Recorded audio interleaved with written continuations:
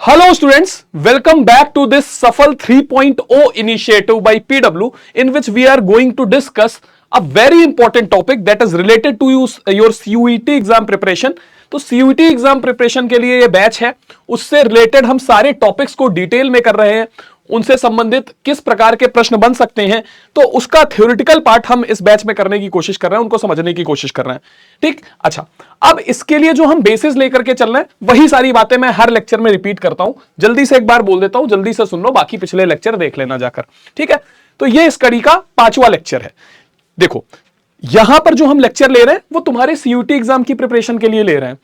अब जो हमारा बेस है, जो हम बेस मान करके चल रहे हैं इस लेक्चर के लिए, वो हम NCERT की बुक को मान के चल रहे हैं। ठीक है, किसको बेस मान के चल रहे हैं? NCERT की बुक को, क्योंकि जब तुम CUET का सिलेबस देखोगे तो वहां पर काफी समानता, तुमको काफी आइडेंटिकल है, वो सिमिलर है NCERT की बुक से।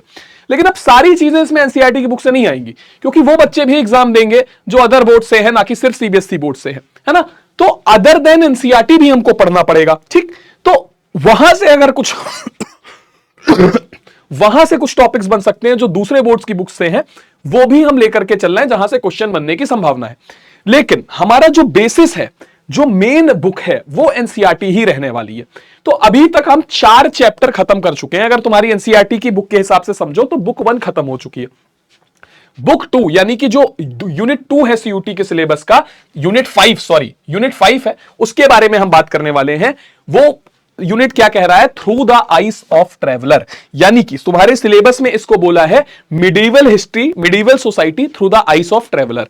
अभी हमको पता है कि हम हिस्ट्री को 3 पार्ट्स में डिवाइड करते हैं। ठीक, हम सभी को पता है हम हिस्ट्री 3 पार्ट्स में डिवाइड करते हैं, एंशिएंट, मिडिवल और मॉडर्न। ठीक, अभी तक हमने एंशिएंट हिस्ट्री की बात कर ली है, पिछले लेक्चर्स में जाकर के देखो तो। ठीक, अब एंशिएंट हिस्ट्री में की हमने कैसे बात करी, पूरा डिटेल में एंशिएंट हिस्ट्री को नहीं पढ़ा हमने, इसमें कुछ टाइमलाइन समझी। ठीक है, एक तो हमने इंडस वैली सिविलाइजेशन के बारे में समझा, जो लगभग की 3000 या हम यूं कहें कि मोटा मोटा देखोगे तो 2700 या 2600 से ले लो, तो ये चला तुम्हारा 1900 BC तक, इस टाइमलाइन को देखा। ठीक है, फिर हमने एक और टाइमलाइन को टटोला जो लगभग 600 BC से लेकर के 600 CE तक चली। ठीक है, 600 CE तक चली।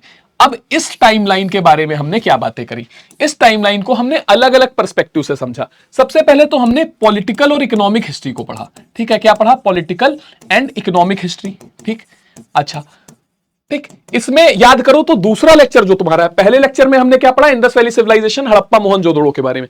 जो दूसरा लेक्चर लिखा, अब देखो हिस्ट्री बहुत बड़ी है ना, 2024 चल रहा है, 2024 CE चल रहा है, उसमें भी हमने BC वाला पोर्शन कवर कर लिया। ठीक, BC वाले पोर्शन में भी इंडस वैली सिविलाइजेशन का पार्ट खत्म कर लिया। फिर हमने क्या किया, हमने फिर जो मेजर हिस्ट्री है हमारी भारत की, वो लगभग तो जो एंशिएंट हिस्ट्री वाला पोर्शन है, प्राचीन भारत है, वो लगभग तुम 600 BC से 600 CE तक पाते हो। तो उसका पोर्शन है हमने 3 पार्ट में तोड़ दिया, यानी उस समय की जो हिस्ट्री है, उस समय की सोसाइटी को हमने 3 पार्ट में तोड़ा। एक तो पॉलिटिकल और इकोनॉमिक हिस्ट्री, दूसरा पार्ट हमने तोड़ा जिसको हमने बोला सोशल हिस्ट्री। ठीक है, क्या बोला? Social history. और तीसरा पार्ट जो हमने तोड़ा उसको हमने क्या बोला? उसको हमने बोला कल्चरल हिस्ट्री। ठीक, ठीक है, तो हमने ऐसा नहीं किया कि हमने पहले बात करी हो कि भैया 1900 BC में क्या हुआ, फिर 1000 BC में क्या हुआ, फिर 500 BC में क्या हुआ, फिर 200 AD में क्या हुआ, हम ऐसे नहीं है। हमने एक पूरा पोर्शन लिया 1000 साल का, उस 1000 साल में अलग अलग स्फेयर्स में क्या हुआ ये बात करी। ये जो सबसे पहला पोर्शन है वो इंडस वैली सिविलाइजेशन की बात करता है, 2690 से 1900 BC की बात करता है। ठीक, हड़प्पा और मोहनजोदड़ो के नगरों के बारे में बात करता है। ये आपका लेक्चर 1 है, आप जाकर के देख सकते हैं। ठीक है, फिर आपका ये वाला जो पोर्शन है, ये वाला पोर्शन 600 BC से 600 CE के समय में जो पॉलिटिकल और इकोनॉमिक हिस्ट्री है, किंग्स, फार्मर्स एंड टाउन्स नाम से ये चैप्टर हमने किया लेक्चर 2 में। ठीक है, लेक्चर 2 में चैप्टर हमने किया। तीसरा चैप्टर जो सोशल हिस्ट्री की बात करता है, सोशल हिस्ट्री यानी उस समय का समाज कैसा था। ठीक है, यानी हमने जेंडर कैसा, अलग अलग जेंडर्स की क्या स्थिति थी, विमेन की क्या स्थिति थी। ठीक है, फिर हमने किनशिप कैसी थी, नातेदारी व्यवस्था क्या थी, कास्ट सिस्टम कैसा था, ये सारी बातें हमने यहां पर करी सोशल हिस्ट्री वाले चैप्टर में। ठीक है, इसको हमने किस नाम से पढ़ा है? Understanding social history of India through the help of Mahabharata. ठीक, ये चैप्टर है आपका लेक्चर नंबर 3। ठीक है, लेक्चर नंबर 3 है। फिर क्या है, कल्चरल हिस्ट्री के बारे में हमने पढ़ा, भारत में कैसे कैसे कल्चरल डेवलपमेंट हुए, कौन कौन से धर्म चलते थे, कौन कौन सी फिलॉसफीज चलती थी, जैनिज्म, बुद्धिज्म, वैदिक फिलॉसफी, शैव, तुम्हारा वैष्णविज्म, कैसे हम देखते हैं हिंदुइज्म अपने मॉडर्न रूप में पहुंचा, पहले हिंदुइज्म वैदिक रिलीजन था, अब वो मॉडर्न हिंदू रिलीजन बन गया। ये सारी चीजें हमने इंडिया की जब कल्चरल हिस्ट्री पढ़ी तो ये लेक्चर नंबर 4 में हमने बात करी।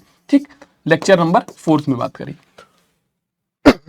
यानी कि एंशिएंट हिस्ट्री वाला जो टाइम है वो 600 बीसी से 600 सीई तक चला। अब हम जंप करने वाले हैं मिडीवल हिस्ट्री में, यानी मध्यकालीन भारत में, यानी बीच का जो समय था। ये लगभग हम 7th सेंचुरी से शुरू करके और ब्रिटिश के या हम यूं बोले कि लगभग 18th सेंचुरी की शुरुआत तक, प्लासी की लड़ाई तक मानते हैं ना, 7th सेंचुरी के आसपास से हम कब तक मानते हैं, हम 18th सेंचुरी तक मानते हैं। ठीक है, 7th सेंचुरी में हम देखते हैं कि मोहम्मद बिन कासिम का अटैक हुआ था इंडिया के अंदर, कब, 8th सेंचुरी में बल्कि। ठीक है, हालांकि शुरुआत हम 7th सेंचुरी से ही देखते हैं, मिडिवल टाइम शुरू हो गया था, लेकिन 8th सेंचुरी में हम देखते हैं 712 एडी में मोहम्मद बिन कासिम पहला ऐसा व्यक्ति था, पहला इस्लामिक आक्रांता था जिसने भारत पर हमला किया, और इस समय को हम भारत के मध्यकालीन युग की शुरुआत के तौर पर देखते हैं, यानी मिडिवल हिस्ट्री के तौर पर, शुरुआत के तौर पर देखते हैं। फिर हम देखते हैं 1498 में वास्को डी गामा भारत आया, और वास्को डी गामा के आने के बाद उसके पीछे बहुत सारे यूरोपियंस, जिसमें फ्रेंच थे, डच थे, डेन्स थे, वो सब भारत में आया। उनकी कोशिश थी कि भारत में व्यापार करे, भारत को अपनी कॉलोनी या उपनिवेश बनाए, गुलाम बनाए, जिसमें ब्रिटिश सफल हुए। और हम देखते हैं कि 1757 में प्लासी की लड़ाई और फिर 1764 में बक्सर की लड़ाई के बाद ब्रिटिश राज भारत में स्थापित हो गया। यहां से हम मिडिल एज को यानी मिडिवल हिस्ट्री को खत्म मानते हैं, और फिर हम देखते हैं मॉडर्न हिस्ट्री की शुरुआत हो जाती है ना। मॉडर्न हिस्ट्री की शुरुआत हम 1764 से मानते हैं, और आज 2023 तक ये वक्त चला। ठीक, तो इसमें हम अब मिडिवल हिस्ट्री के बारे में पढ़ने वाले हैं, यानी ये जो दौर है, यहां पर हम लोग इस 712 एडी से, ये 8वीं 9वीं शताब्दी से लेकर के 18वीं शताब्दी तक की बात करेंगे। कुल मिला के इस 8वीं 9वीं शताब्दी से 18वीं शताब्दी तक की जानकारी हमको कैसे मिलती है, उसके बारे में चैप्टर है। अभी हम ये नहीं पढ़ेंगे कि इस समय हुआ क्या, हम बिल्कुल नहीं पढ़ेंगे। हम ये नहीं पढ़ने वाले हैं कि 9th सेंचुरी से 18th सेंचुरी तक यानी मिडिवल एज में हुआ क्या। हम ये पढ़ने वाले हैं कि इस समय जो हुआ उसकी जानकारी हमको कैसे मिलती है। यानी कि अभी तक इतिहास जब हमने पढ़ा तो पिछले लेक्चर्स में मैंने तुमको बात बताई थी कि हिस्ट्री के इतिहास को जानने के 2 सोर्स होते हैं। एक होते हैं आर्कियोलॉजिकल एविडेंसेस, ठीक है, आर्कियोलॉजिकल एविडेंसेस, और दूसरे होते हैं लिटरेरी सोर्स। लिटरेरी सोर्स में जो किताबें लिखी जाती हैं, जो फॉरेन ट्रैवलर्स आते हैं, विदेश से कुछ यात्री आते हैं, वो कुछ अकाउंट्स लिखते हैं, है ना, किसी पत्थर पर कुछ खुदवा दिया गया, हालांकि वो आपके आर्कियोलॉजिकल एविडेंसेस में भी आता है ना। तो जो लिखी हुई बातें हैं वो लिटरेरी सोर्स है, और जो चीजें हमको खुदाई में मिलती हैं वो आर्कियोलॉजिकल एविडेंसेस हैं। फॉर एग्जाम्पल हमने ये पाया, हमने बौद्ध धर्म की किसी किताब में ये लिखा हुआ पाया कि अशोक ने बहुत सारे स्तूप बनवाए थे, और फिर हमको सांची में एक स्तूप खुदाई में मिल गया। ठीक, तो सांची में जो स्तूप मिला वो आर्कियोलॉजिकल एविडेंस है, जो खुदाई में चीज मिली। ठीक है, और जो लिखा हुआ है वो लिटरेरी सोर्स है। दोनों मैच कर गए, इसका मतलब हिस्ट्री करेक्ट है। बात समझ में आई। मिडिवल हिस्ट्री में हमको आर्कियोलॉजिकल एविडेंसेस की कमी नहीं है। मुगल इंपेरर्स ने, दिल्ली सल्तनत के इंपेरर्स ने बहुत सारी चीजें ऐसी बनवाई थी, ऐसे मॉन्यूमेंट्स बनवाए थे जो आज भी सुरक्षित हैं, जैसे लाल किला, कुतुब मीनार, है ना। तो आर्कियोलॉजिकल सोर्सेस की कमी नहीं है और ना लिटरेरी सोर्सेस की कमी है। तो यानी कि मिडिवल एज के बारे में जो जानकारी हमको मिल रही है वो किससे मिल रही है, आर्कियोलॉजिकल सोर्सेस से भी मिल रही है और लिटरेरी सोर्सेस से भी मिल रही है। ठीक, आज हम जो बात करने वाले हैं वो मिडिवल एज की जानकारी के जो लिटरेरी सोर्सेज हैं उनके बारे में बात करने वाले हैं। और इस लिटरेरी सोर्सेज में सबसे इंपॉर्टेंट हो जाते हैं फॉरेन ट्रैवलर्स के अकाउंट, जो भारत में विदेशी यात्री आए उनके यात्रा वृत्तांत। ठीक है, उनसे हमको जानकारी बहुत ज्यादा मात्रा में मिलती है।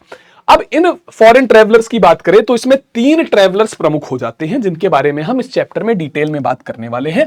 तो चलिए चैप्टर का श्री गणेश करते हैं, शुभारंभ करते हैं। उसको समझने से पहले हम एक चीज समझ लेते हैं कि आज की क्लास में हम क्या क्या पढ़ने वाले हैं। आप अगर अपना सीयूटी का सिलेबस खोल करके बैठेंगे तो वहां पर जो पहला टॉपिक हमको मिलेगा वो मिलेगा कि ब्रॉड ओवरव्यू, यानी मोटा मोटा हमको आइडिया लगाना है। किस चीज का आइडिया लगाना है?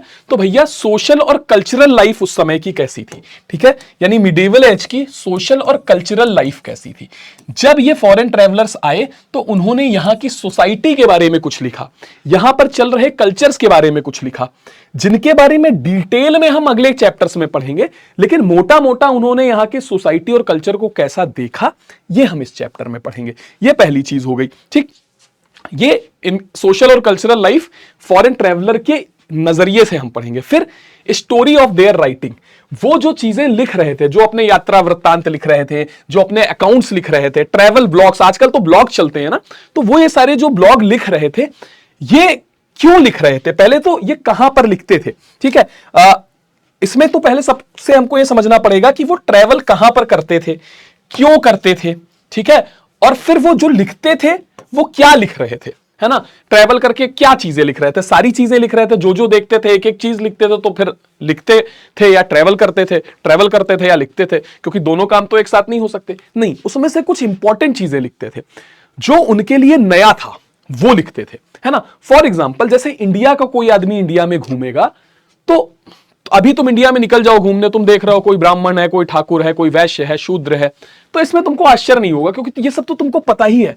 लेकिन एक फॉरेनर आए और वो ये सारी चीज इंडिया में देखे तो उसको बड़ा लगेगा कि अबे ये क्या है भाई, बात समझ में आ रही। तो उनके लिए जो चीज नई होती थी उसको वो लिखते थे, जिस चीज को वो जानते थे उसको नहीं लिखते थे, ठीक है। और किसके लिए लिखते थे ये भी समझना जरूरी है, ठीक है। फिर हम कुछ एग्जर्प्ट्स पढ़ेंगे। एग्जर्प्ट्स मतलब इनके ट्रैवल व्लॉग से कुछ अंश लिए गए हैं जो तुम्हारी किताब में चिपका दिए गए हैं, उन अंशों को पढ़ेंगे, क्योंकि वहां से पैसेज वाले क्वेश्चन आने की संभावना होती है। और अंतिम बात, हम इसमें डिस्कशन करेंगे।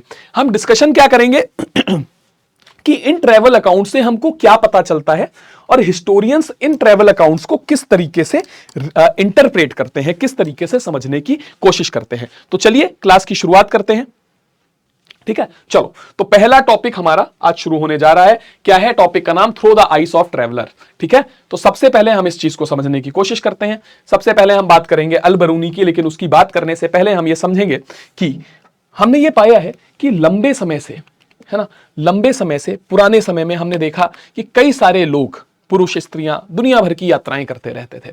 चाहे हम इब्न बतूता को ले लें, चाहे हमने बहुत नाम सुने, क्रिस्टोफर कोलंबस का नाम सुना, हमने मार्को पोलो का नाम सुना, हमने वास्को डिगामा का नाम सुना है पुराने समय में ऐसे। फिर हम प्राचीन काल में जाएं तो हम फाहियान, हुएनसांग, इतने तमाम लोग यात्रा करा करते थे। ये यात्राएं क्यों करते थे और वहां पर क्या जानने की कोशिश करते थे, ये हमको समझना है। यहां पर जो चीजें देखते थे अपने यात्रा वृत्तांतों में लिख लेते थे। अच्छा, ऐसा नहीं होता था कि सिर्फ पुरुष यात्रा करते थे, क्योंकि अभी तक मैंने जितने ट्रैवलर्स के नाम लिए वो सब पुरुष थे। तो क्या इसका मतलब ये नहीं है कि महिलाएं यात्रा नहीं करती थी? नहीं, वो भी करती थी, लेकिन या तो वो यात्रा वृत्तांत नहीं लिखती थी, या तो उनके द्वारा लिखे गए यात्रा वृत्तांत बहुत बड़ी मात्रा में बचे नहीं है, ठीक। अब ये लोग किस चीजों के बारे में लिखते थे? तो धर्म के बारे में लिखेंगे, वहां पर जो कल्चर देखेंगे उसके बारे में लिखेंगे। फॉर एग्जाम्पल, एक अब्दुल रज्जाक समरकंदी नाम का फॉरेन ट्रैवलर आया था जो विजयनगर एम्पायर में गया था, और उसने फिर विजयनगर एम्पायर के बारे में पूरा लेखा जोखा लिखा था, जो हम आगे के चैप्टर में, चैप्टर 9 में पढ़ेंगे डिटेल में, है ना, ठीक। अच्छा, अब ये सारे जो राइटर्स थे ये एकदम अलग तरीके की लाइफ से आते थे, इनका पूरा बैकग्राउंड अलग था, है ना। तो जब ये भारत में आके कोई नई चीज देखते थे ना तो उसको नोट कर लेते थे। अब आओ उन्हीं चीजों को हम डिटेल में समझते हैं। इसमें आज हम 3 ट्रैवलर्स के बारे में मुख्य रूप से बात करेंगे, ठीक है। 3 ट्रैवलर्स के बारे में हम लोग बात करने वाले हैं, ठीक। यहां पर देखो, ध्यान समझना कि यहां पर हमको जो मिडिवल हिस्ट्री हमारी बनी हुई है वो ज्यादातर इन्हीं के ट्रैवल अकाउंट से लिखी मिलती है, लेकिन हम उस मिडिवल हिस्ट्री को ना पढ़ के ये पढ़ेंगे कि ये ट्रैवल अकाउंट क्यों लिखते थे। डिटेल में समझोगे तो चैप्टर बहुत इंपॉर्टेंट है। हो सकता है कि थोड़ी बोरिंग लगे चीजें, इसलिए मैं जल्दी खत्म करने की कोशिश करूंगा। बीच में ब्रेक लेकर के तुम पानी पीने जा सकते हो, है ना, आराम से अपना, और फिर वीडियो वहीं से आकर के देख सकते हो। पर तुम्हारी अंडरस्टैंडिंग डेवलप करने के लिए चैप्टर बहुत इंपॉर्टेंट है, ठीक है।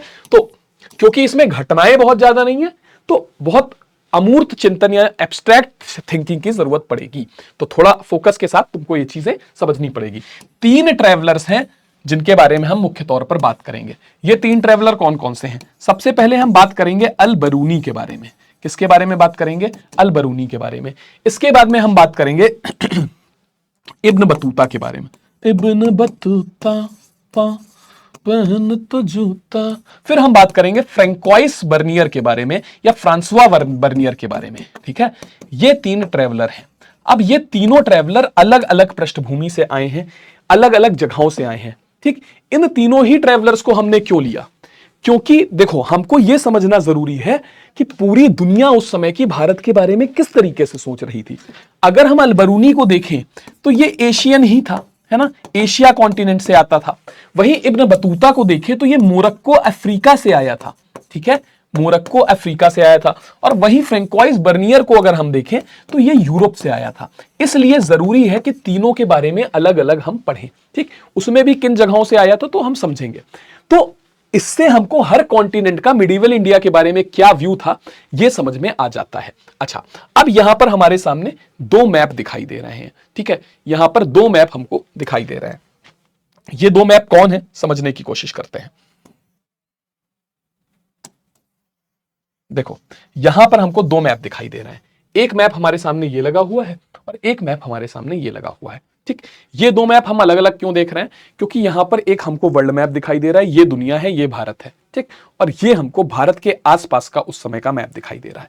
ठीक, देखो, भारत के पास में अगर तुम देखोगे लेफ्ट राइट साइड में ऊपर की तरफ नॉर्थ वेस्टर्न साइड में, तो आज का पंजाब, आज का पाकिस्तान, फिर तुम्हारा ईरान, ये सारी जगह है। लेकिन उस समय ऐसा नहीं था। उस समय इतना बड़ा इलाका गजनवाइड एम्पायर के नाम से जाना जाता था। ठीक है, जो सुल्तान महमूद गजनवी के क्षेत्र में आते थे। महमूद गजनवी ने भारत पर भी कई बार आक्रमण किया।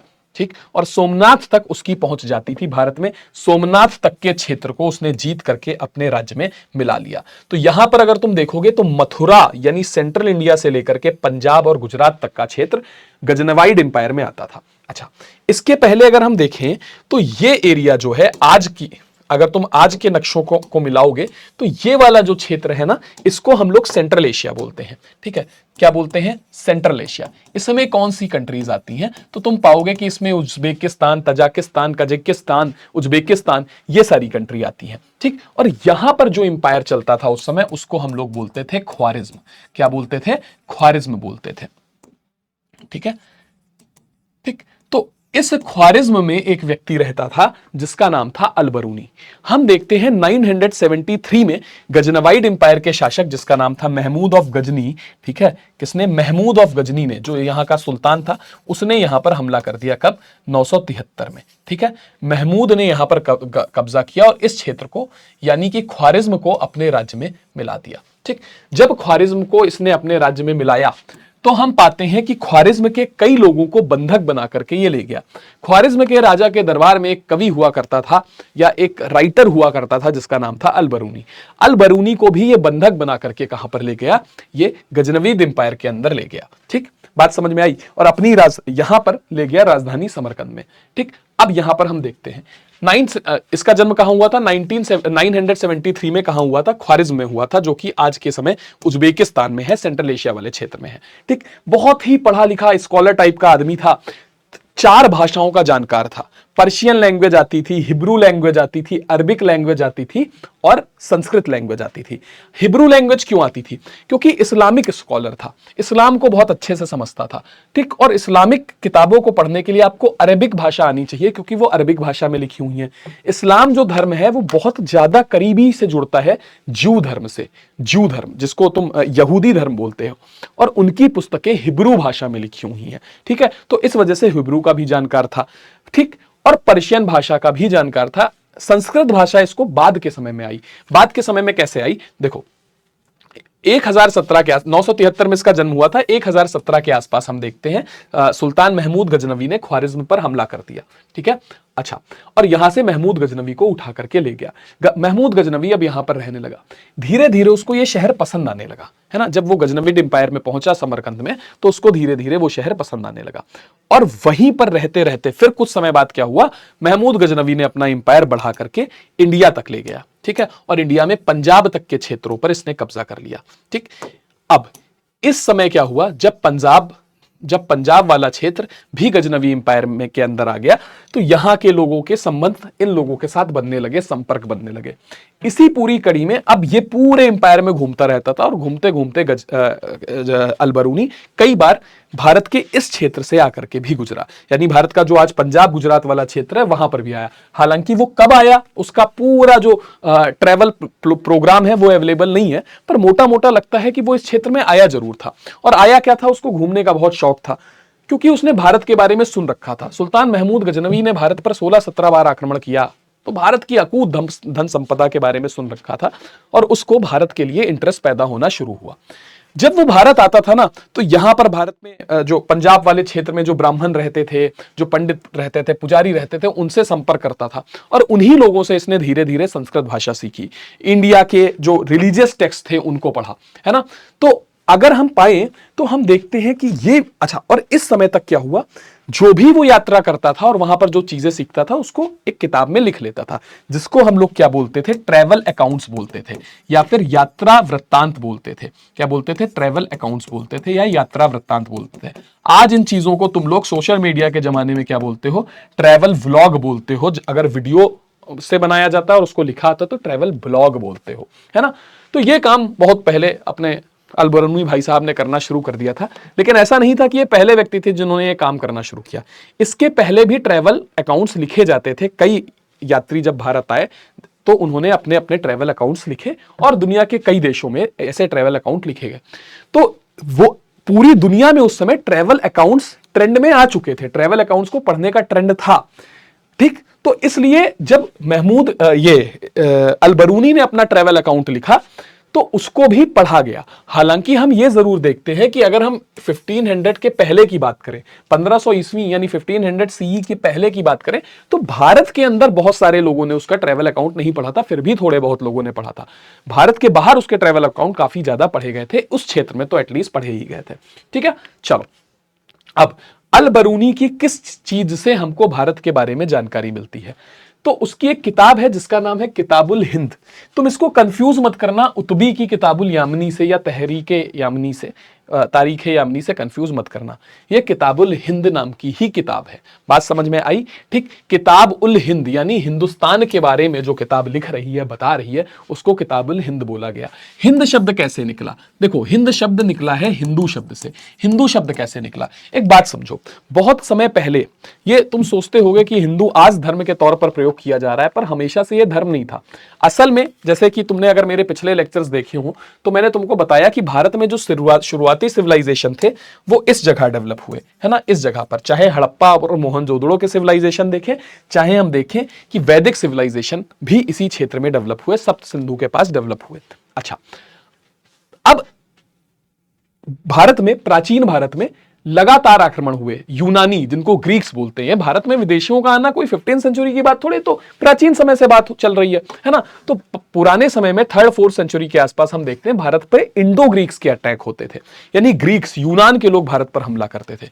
तो वो यहां पर जब आते थे तो सिंधु नदी को सिंधु नहीं बोल पाते थे, वो इसको इंदोस बोलते थे। अगर तुम देखोगे 4th सेंचुरी एडी के आसपास अलेक्जेंडर की सेना भारत पर अटैक करने आई थी, तो वो सिंधु नदी को सिंधु ना बोल के इंदोस बोलते थे। क्या बोलते थे, इंदोस, ठीक। अच्छा, और उन लोगों के लिए जो सिंधु नदी के किनारे रहते थे उनको भी इंदोस बोला जाता था। इंदोस मतलब वो लोग जो सिंधु नदी के किनारे रह रहे हैं।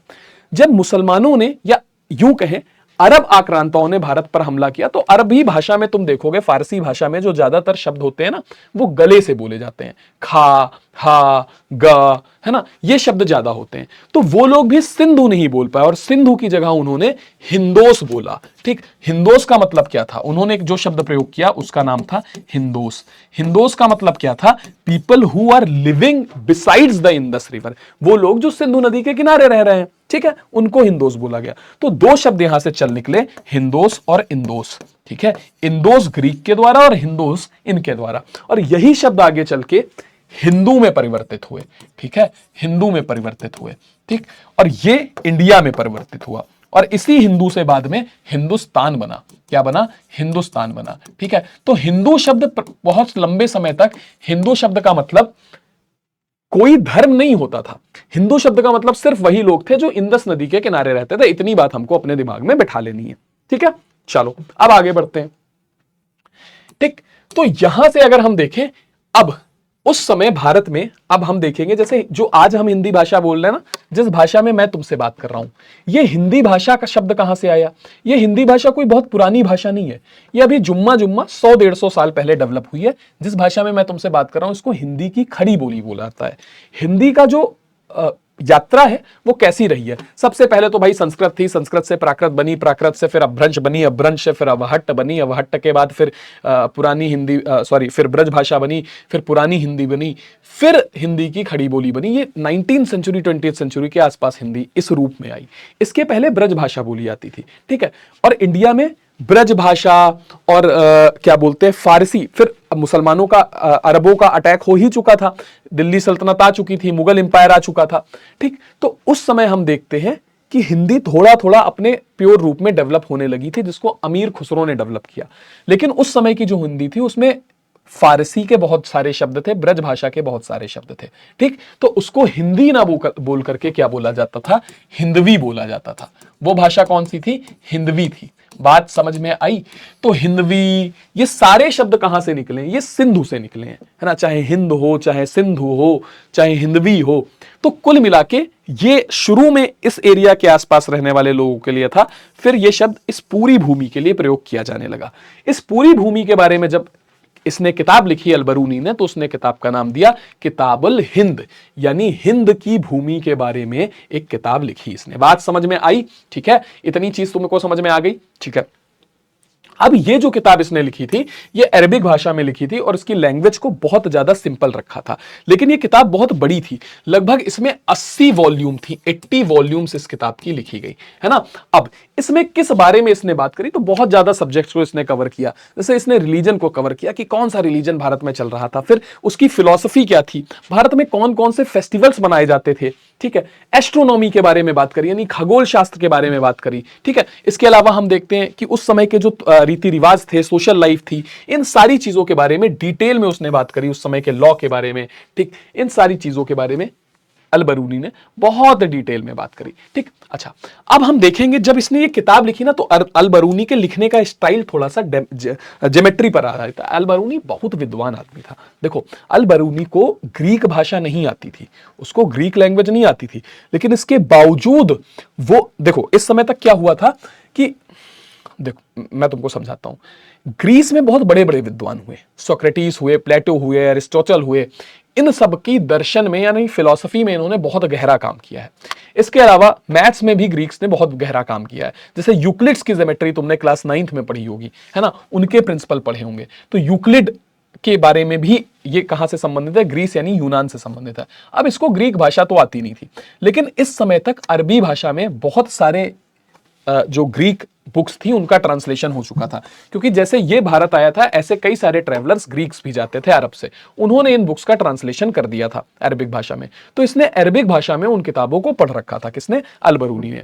तो वो यूक्लिड को भी पढ़ रखा था, उसने सोक्रेटिस को भी पढ़ रखा था, बहुत डिटेल में वो इन चिंतकों के बारे में, इन विचारकों के बारे में जानता था, ठीक। अच्छा, फिर जब वो भारत आया तो उसने किताब लिखी। अब इसकी, चूंकि इसने यूक्लिड को भी पढ़ रखा था, यूक्लिड ज्योमेट्री मैंने बताया ना, ज्योमेट्री के बारे में यूक्लिड का सिद्धांत है, तुमने पढ़ा होगा ज्योमेट्री में क्या है, उसके बारे में हम डिस्कस नहीं करेंगे क्योंकि मैथ्स की क्लास नहीं है। तो इसका जो लिखने का पैटर्न था, तुम देखोगे वो ज्योमेट्री से बहुत प्रेरित था। सबसे पहले ये क्या करता था, देखो जैसे कि मैं जब तुमको पढ़ाता हूं, या तुम्हारी जो एनसीईआरटी की बुक भी लिखी है ना, वो इसी स्टाइल में लिखी गई है, ठीक। जैसे कि यहां पर मैंने बताया कि देखो, जो तुम्हारा सीयूटी का सिलेबस है क्या कह रहा है? सीयूटी का सिलेबस कह रहा है कि स्टोरी ऑफ देयर राइटिंग्स। किसकी राइटिंग? ट्रैवलर की। वो कहां गए, क्यों गए, क्या लिखा, किसके लिए लिखा, ये क्वेश्चन उठाए जाएं और फिर आंसर किए जाएं, तो चीजों में इंटरेस्ट पैदा होता है।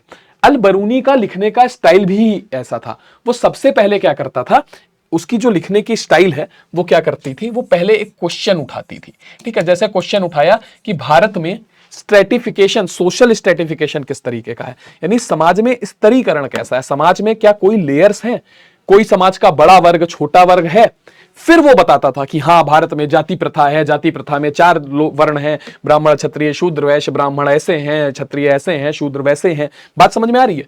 ठीक, तो पहली चीज इसकी ये होती थी। ठीक, तो सबसे पहले ये क्या करेगा, ये क्वेश्चन उठाएगा।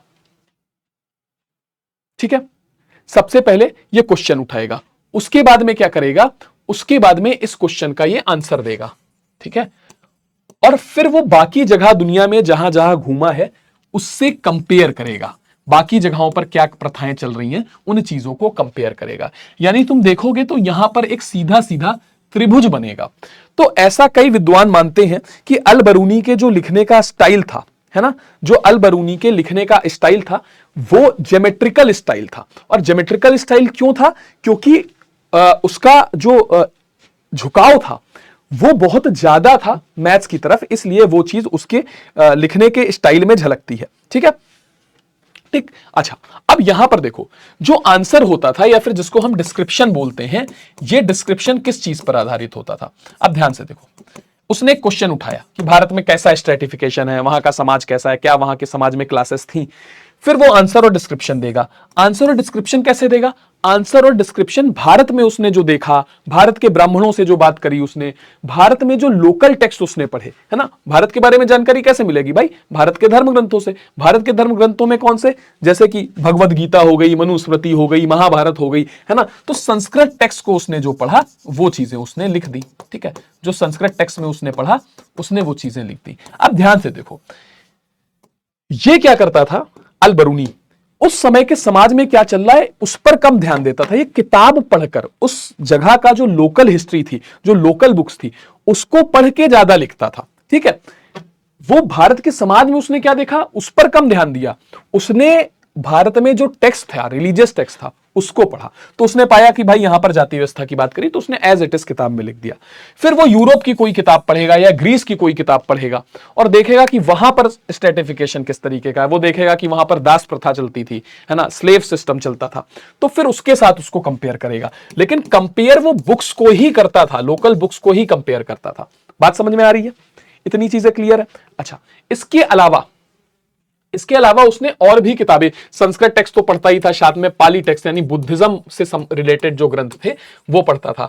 फिर जैनिज्म से रिलेटेड यानी प्राकृत के जो टेक्स्ट थे वो भी पढ़ता था, है ना, इन चीजों को पढ़ता था। ठीक, फिर हम देखते हैं कि एस्ट्रोनॉमी, मेडिसिन में जो अरब बुक्स में काम हुआ था उन सारी चीजों को पढ़ता था, फिर इनको आपस में कंपेयर करता था। ठीक है, इन सारी चीजों को ये आपस में कंपेयर करता था और फिर वो किसी नतीजे तक पहुंचने की कोशिश करता था। ये उसका स्टाइल था। स्टाइल क्या था, क्वेश्चन उठाया, क्वेश्चन का एक आंसर दिया, डिस्क्रिप्शन दिया।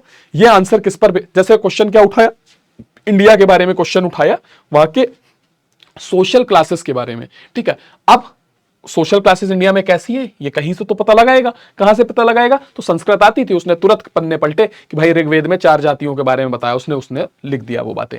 फिर इसको कंपेयर किया किसी दूसरे देश की लिखी हुई चीजों के साथ। ये था इसका लिखने का स्टाइल, है ना। चलो, अब ये तो हो गया। मैंने क्या बोला था, हम 3 ट्रैवलर्स के बारे में बात करेंगे। अब अल बरूनी के बारे में जितना हमने सीखा उसको वहीं पर रोक दो। अभी तक हमने अल बरूनी कौन था, कैसा था, उसका लिखने का स्टाइल क्या था, उसका एरिया ऑफ इंटरेस्ट क्या था, इस बारे में बात करी है। अब हम अल बरूनी ने क्या लिखा इसके बारे में बाद में बात करेंगे। अब हम ये भी तो जान ले थोड़ा इब्न बतूता कैसा था, कौन था, उसका एरिया ऑफ इंटरेस्ट क्या था, कहां से आया था, उसका लिखने का स्टाइल क्या था। फिर हम बर्नियर को भी तो जान ले, फ्रेंकोइस बर्नियर, वो कहां से आया था, कौन था, कैसा था, लिखने का स्टाइल क्या था। फिर हम देखेंगे कि इन सब ने क्या क्या लिखा, फिर हम सबको कंपेयर करेंगे, है ना। यानी हम भी लगभग अल बरूनी के तरीके से ही चल रहे हैं। ठीक, चलो, तो अब आते हैं हम इसके बाद में इब्न बतूता के बारे में। इब्न बतूता की किताब है रिहिला। ठीक है, इब्न बतूता ने जितनी भी बातें लिखी हैं उसको एक किताब का नाम दिया गया। उस किताब का नाम क्या पड़ा, रिहिला पड़ा। इब्न बतूता के बारे में अगर हम बात करें तो ये मोरक्को में पैदा हुआ था। आज का जो देश है जिसका नाम मोरक्को है, वहां पर पैदा हुआ था। मोरक्को का एक शहर था जिसका नाम था टैंजियर। ठीक है, और टैंजियर के एक बहुत ही ज्यादा रेस्पेक्टेबल और एजुकेटेड परिवार में पैदा हुआ था। ये वहां के अमीर लोग थे, धनी लोग थे, और खासकर यहाँ के इसके परिवार के लोग काफी पढ़े लिखे थे, लिटरेट थे, और इनकी जो मेन नॉलेज थी वो किसके बारे में थी, वो इस्लामिक लॉ के बारे में थी। ठीक है, शरिया के बारे में इनकी मेन नॉलेज थी। बात समझ में आ रही है? तो इन दोनों चीजों को ये बहुत अच्छे से समझते थे। अच्छा, अब हमने अभी तक देखो, हम इस बुक में जब हम चल रहे हैं तो हम तुम देखो एनसीईआरटी को कितने जबरदस्त तरीके से लिखा गया है। पहले तो इसमें हर कॉन्टिनेंट को समेटा गया है कि एक ट्रैवलर यूरोप का उठाया, वो भारत को कैसे देख रहा है, एक ट्रैवलर अफ्रीका का उठाया, एक ट्रैवलर एशिया का दिखाया, तीनों भारत को कैसे देख रहे हैं। फिर एक ट्रैवलर के बारे में दिखाया कि वो सिर्फ किताब पढ़ के बात कर रहा है, फिर दूसरे वो सिर्फ लोकल ट्रेडिशन, लोकल बुक्स जो हैं उनको पढ़ के बात कर रहा है, समाज में जो हो रहा है उससे उसको मतलब नहीं है। अल बरूनी बस देख रहा है भारत में कौन सी किताब लिखी गई, अच्छा इसमें जाति प्रथा के बारे में अच्छा ये कहा गया है, इसमें पॉलिटिक्स के बारे में ये कहा गया, पन्ने पलटो पन्ने पलटो। समाज में जो एक्चुअली में हो रहा है उसके बारे में उसने आंखें बंद कर दी। लेकिन जब हम मोरक्कन ट्रैवलर इसकी बात कर रहे हैं, इसका नाम लो तुम, इब्न बतूता के बारे में, तो ये किताबों पर ज्यादा भरोसा ना करके किस चीज पर भरोसा कर रहा है, प्रैक्टिकल नॉलेज पर। ठीक है, तो हम क्या देख रहे हैं, हम एक तो एनसीईआरटी ने तुमको ये समझाया कि अलग अलग कॉन्टिनेंट्स का पॉइंट ऑफ व्यू क्या है, और फिर वो लोग इंडिया के बारे में जो पॉइंट ऑफ व्यू बना रहे हैं वो प्रैक्टिकल नॉलेज से बना रहे हैं या बुक पढ़ के बना रहे हैं। ठीक है, तो उसमें हमने देखा अल-बरूनी का पॉइंट ऑफ व्यू क्या है, संस्कृत टेक्स्ट पर जो उसने पढ़ाई करी है उस पर बेस्ड है। जबकि ये क्या कह रहा है, ये कह रहा है कि भाई मुझे जो पहले से बुकिश नॉलेज है उस पर यकीन नहीं है, मैं दुनिया को घूमूंगा, चीजों को देखूंगा, अपने हिसाब से समझूंगा, फिर मैं जवाब लिखूंगा। ठीक है, तो ये इस्लाम, इसका परिवार इस्लामिक लॉ और शरिया जानता था, बहुत पढ़े लिखे लोग थे ये, लेकिन फिर भी इसका मानना क्या था कि प्रैक्टिकल नॉलेज ज्यादा इंपॉर्टेंट है, घूम फिर के जो हम शिक्षा हासिल करते हैं वो ज्यादा इंपॉर्टेंट है। ठीक है, तो इसलिए इसने ट्रेवल किया, ये पूरा इंडिया घूमेगा, इंडिया के बारे में जानता था, और एक बहुत घूमा है भाई ये आदमी, लगभग अपने जीवन के 30 साल 40 साल घूमता ही रहा। ठीक है, सिर्फ इंडिया नहीं गया, बहुत सारी जगहों पर गया। ठीक, तो अब समझते हैं कि इब्न बतूता कहां कहां पर गया। देखो, इंडिया के लिए 1332 से 1333 में इसने अपनी यात्रा शुरू करी, और जब इसने अपनी यात्रा शुरू करी तो ये अपने 20s में था, है ना। आज की तारीख में तुम जब, हाँ, मैं अपने 20s में, सोचो तुम लोगों को पढ़ा रहा हूं, और ये उस समय, और जब इतने ऑप्शन मौजूद है दुनिया घूमने के, ये सिर्फ नाव पर चढ़कर दुनिया घूमने निकल गया था, है ना, उस एज में। तो क्या मतलब एडवेंचरस लोग होते थे। खैर, तो सबसे पहले इसकी जो ट्रिप्स हैं वो कहां कहां पर रही। सबसे पहले तो ये पिलग्रिमेज पर गया, हज करने, मक्का से मदीना। इस्लाम में माना जाता है कि हर मुसलमान व्यक्ति को अपने जीवन में एक बार मक्का से मदीना की यात्रा जरूर करनी चाहिए, जिसको हज बोला जाता है। ठीक, चलो क्या होता है हज, ये मत जानो क्यों करनी चाहिए, अभी उसका समय नहीं है, बस इतना समझो उस यात्रा को हज बोला जाता है। तो इसने भी अपनी ट्रिप मक्का की लगाई। ठीक है, उसके बाद हम देखते हैं कि मक्का जाने के बाद Syria, Iraq, Persia, Yemen, Oman और कई सारे ईस्ट अफ्रीका के क्षेत्रों में भी गया। अगर हम देखें तो ये वाली जो येलो वाली लाइन है ना, इसको अगर देखोगे तो ये इब्न बतूता की इन यात्राओं के बारे में बात कर रहा है। देखो, सबसे पहले हम देखते हैं कि यहां मोरक्को के आसपास से ये निकलता है। ठीक है, और ये देखो, ये इसकी यात्राएं हैं, ये मोरक्को था और यहां से इसकी यात्राएं शुरू होती। सबसे पहले तो मोरक्को से अपने घर से निकला, ये घर से निकला, और फिर यहां से ये पहुंचा।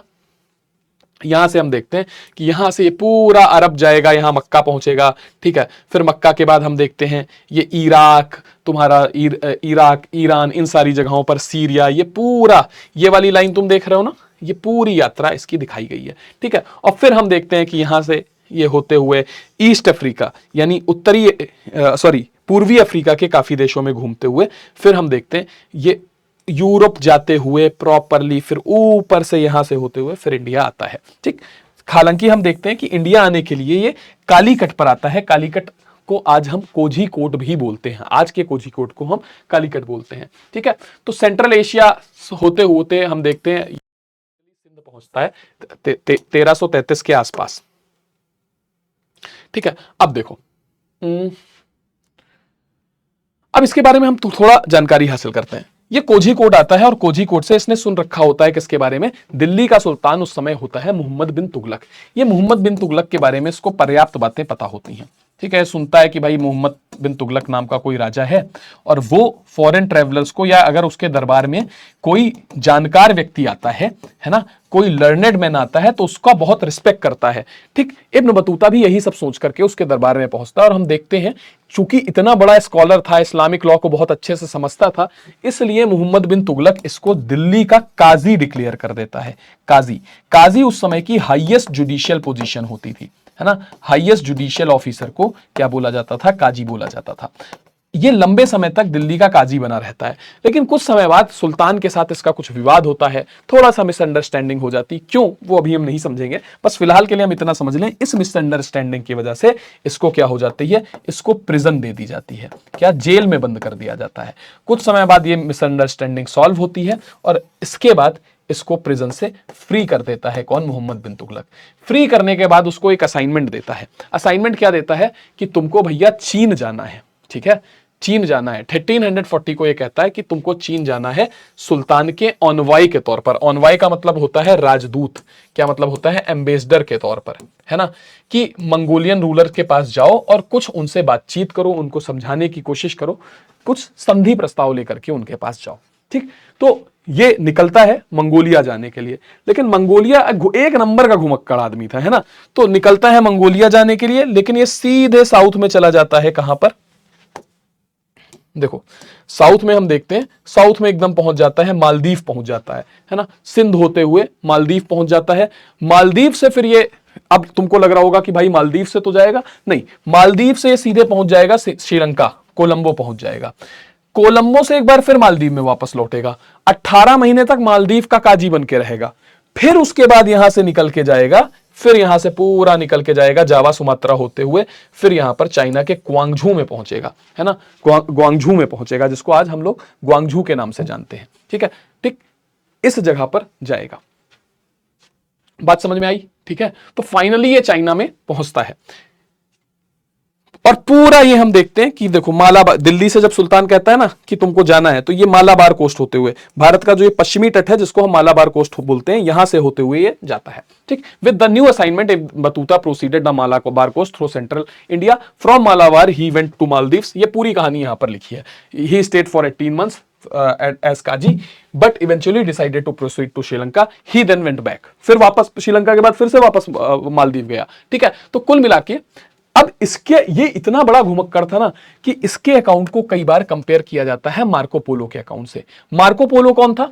मार्को पोलो एक यूरोपियन यात्री था जिसने चाइना की यात्रा करी थी, ठीक। तो अब ध्यान से देखो, इसको इब्न बतूता को मार्को पोलो के साथ कंपेयर करने का क्या लॉजिक है? क्योंकि मार्को पोलो एक यूरोपियन था जिसने चाइना की यात्रा की। हम क्या कर रहे हैं अभी, एनसीईआरटी हम समझ रहे हैं कैसे कि इंडिया को अलग अलग कॉन्टिनेंट किस नजरिए से देखते थे। तो अलग अलग कॉन्टिनेंट के हम लोग ट्रेवलर्स की बात कर रहे हैं, इब्न बतूता की बात कर रहे हैं, यूरोप के फ्रैंकोइस बर्नियर की बात कर रहे हैं, एशिया के अल-बरूनी की बात कर रहे हैं। तो चाइना के लोग क्या करते हैं? चाइना के लोग भी इब्न बतूता को मार्को पोलो के साथ कंपेयर करते हैं। क्यों? क्योंकि चाइना की यात्रा करी थी मार्को पोलो ने और इब्न बतूता ने भी करी थी, ठीक। और मार्को पोलो वही व्यक्ति है जो चाइना से प्रिंटिंग टेक्नोलॉजी को लेकर के कहां गया था? यूरोप गया था, और उसके बाद यूरोप के अंदर प्रिंटिंग रिवॉल्यूशन आया, किताबें छपने लगी, है ना। तो प्रिंटिंग टेक्नोलॉजी को चाइना से यूरोप ले जाने वाला जो व्यक्ति था मार्को पोलो था। हालांकि इब्न बतूता ने चाइना में ऐसा कुछ नहीं कहा, बहुत कम समय तक ये चाइना में रुका और लगभग फिर उसके बाद इसने अपने घर जाने का फैसला किया। तो टोटल 30 साल बाद ये अपने घर मोरक्को पहुंचेगा। कौन? Ibn Battuta. 30 साल तक इसने पूरी दुनिया घूमी और फिर ये अपने घर मोरक्को पहुंचा, ठीक है। चलो, अब इस दौरान हम देखते हैं कि इब्न बतूता ऐसा लिखता है कि उसकी उस समय जब वो यात्रा करते थे ना, इस समय के जो ट्रैवलर्स, अब तुम समझो आज के टाइम भी जर्नी करना इतना आसान काम नहीं है, ट्रैवल करना इतना आसान काम नहीं है। ट्रैवल में कई सारी तरीके के चैलेंजेस होते हैं, समस्याएं होती, चुनौतियां होती हैं जो हमारे सामने आती हैं। उस समय तो तुम समझ रहे हो, कोई संचार का साधन था ही नहीं, कोई मोड्स ऑफ कम्युनिकेशन था नहीं, सोशल मीडिया, टेलीफोन था नहीं, किसी को प्रॉब्लम बता नहीं सकते हो। रात दिन ट्रैवल करना है अंधेरे में, कभी बैलगाड़ी से, कभी पैदल, कभी बोट से, है ना। तो कितना टाइम लगता था ट्रैवल में। ये कहता है, इसने अपनी किताब में लिखा हुआ है कि भाई मुल्तान से दिल्ली पहुंचने में 40 दिन का समय लगता था, वहीं सिंध से दिल्ली पहुंचने में लगभग 50 दिन लग जाते थे।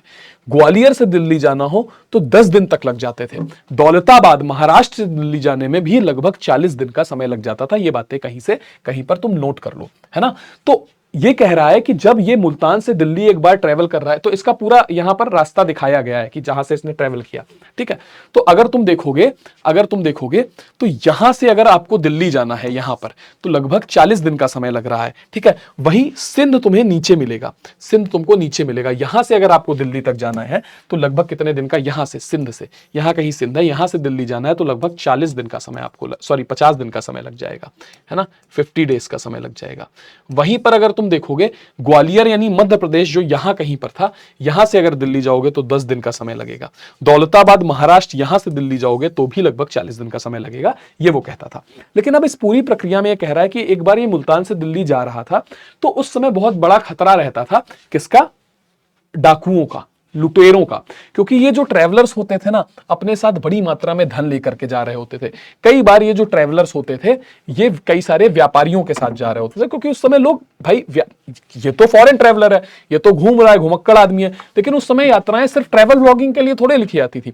उस समय यात्रा करने का, ट्रैवल करने का सबसे बड़ा रीजन एक क्या होता था? सबसे बड़ा रीजन क्या होता था? व्यापार। तो कई सारे ट्रेडर्स अपने साथ साथ महंगी वस्तुएं लेकर के ट्रैवल करते थे व्यापार करने के लिए। अब महंगी वस्तुएं लेकर के ट्रैवल कर रहे हो तो रास्ते में मिलेंगे कौन? डाकू, ठीक है। और ये डाकू तुम देखोगे तो हमला कर देते थे इन व्यापारियों पर। व्यापारी तुमको सजे धजे कपड़े में दिख रहे हैं, ट्रैवलर्स, और ये देखो एकदम नंगे पुंगे टाइप के लोग हैं जो हमला कर दे रहे हैं और इनको लूट मार करते थे, इनको मार डालते थे। तो इब्न बतूता का भी कहना है कि जब वो मुल्तान से दिल्ली आ रहा था तो उसका कारवां क्या होता है?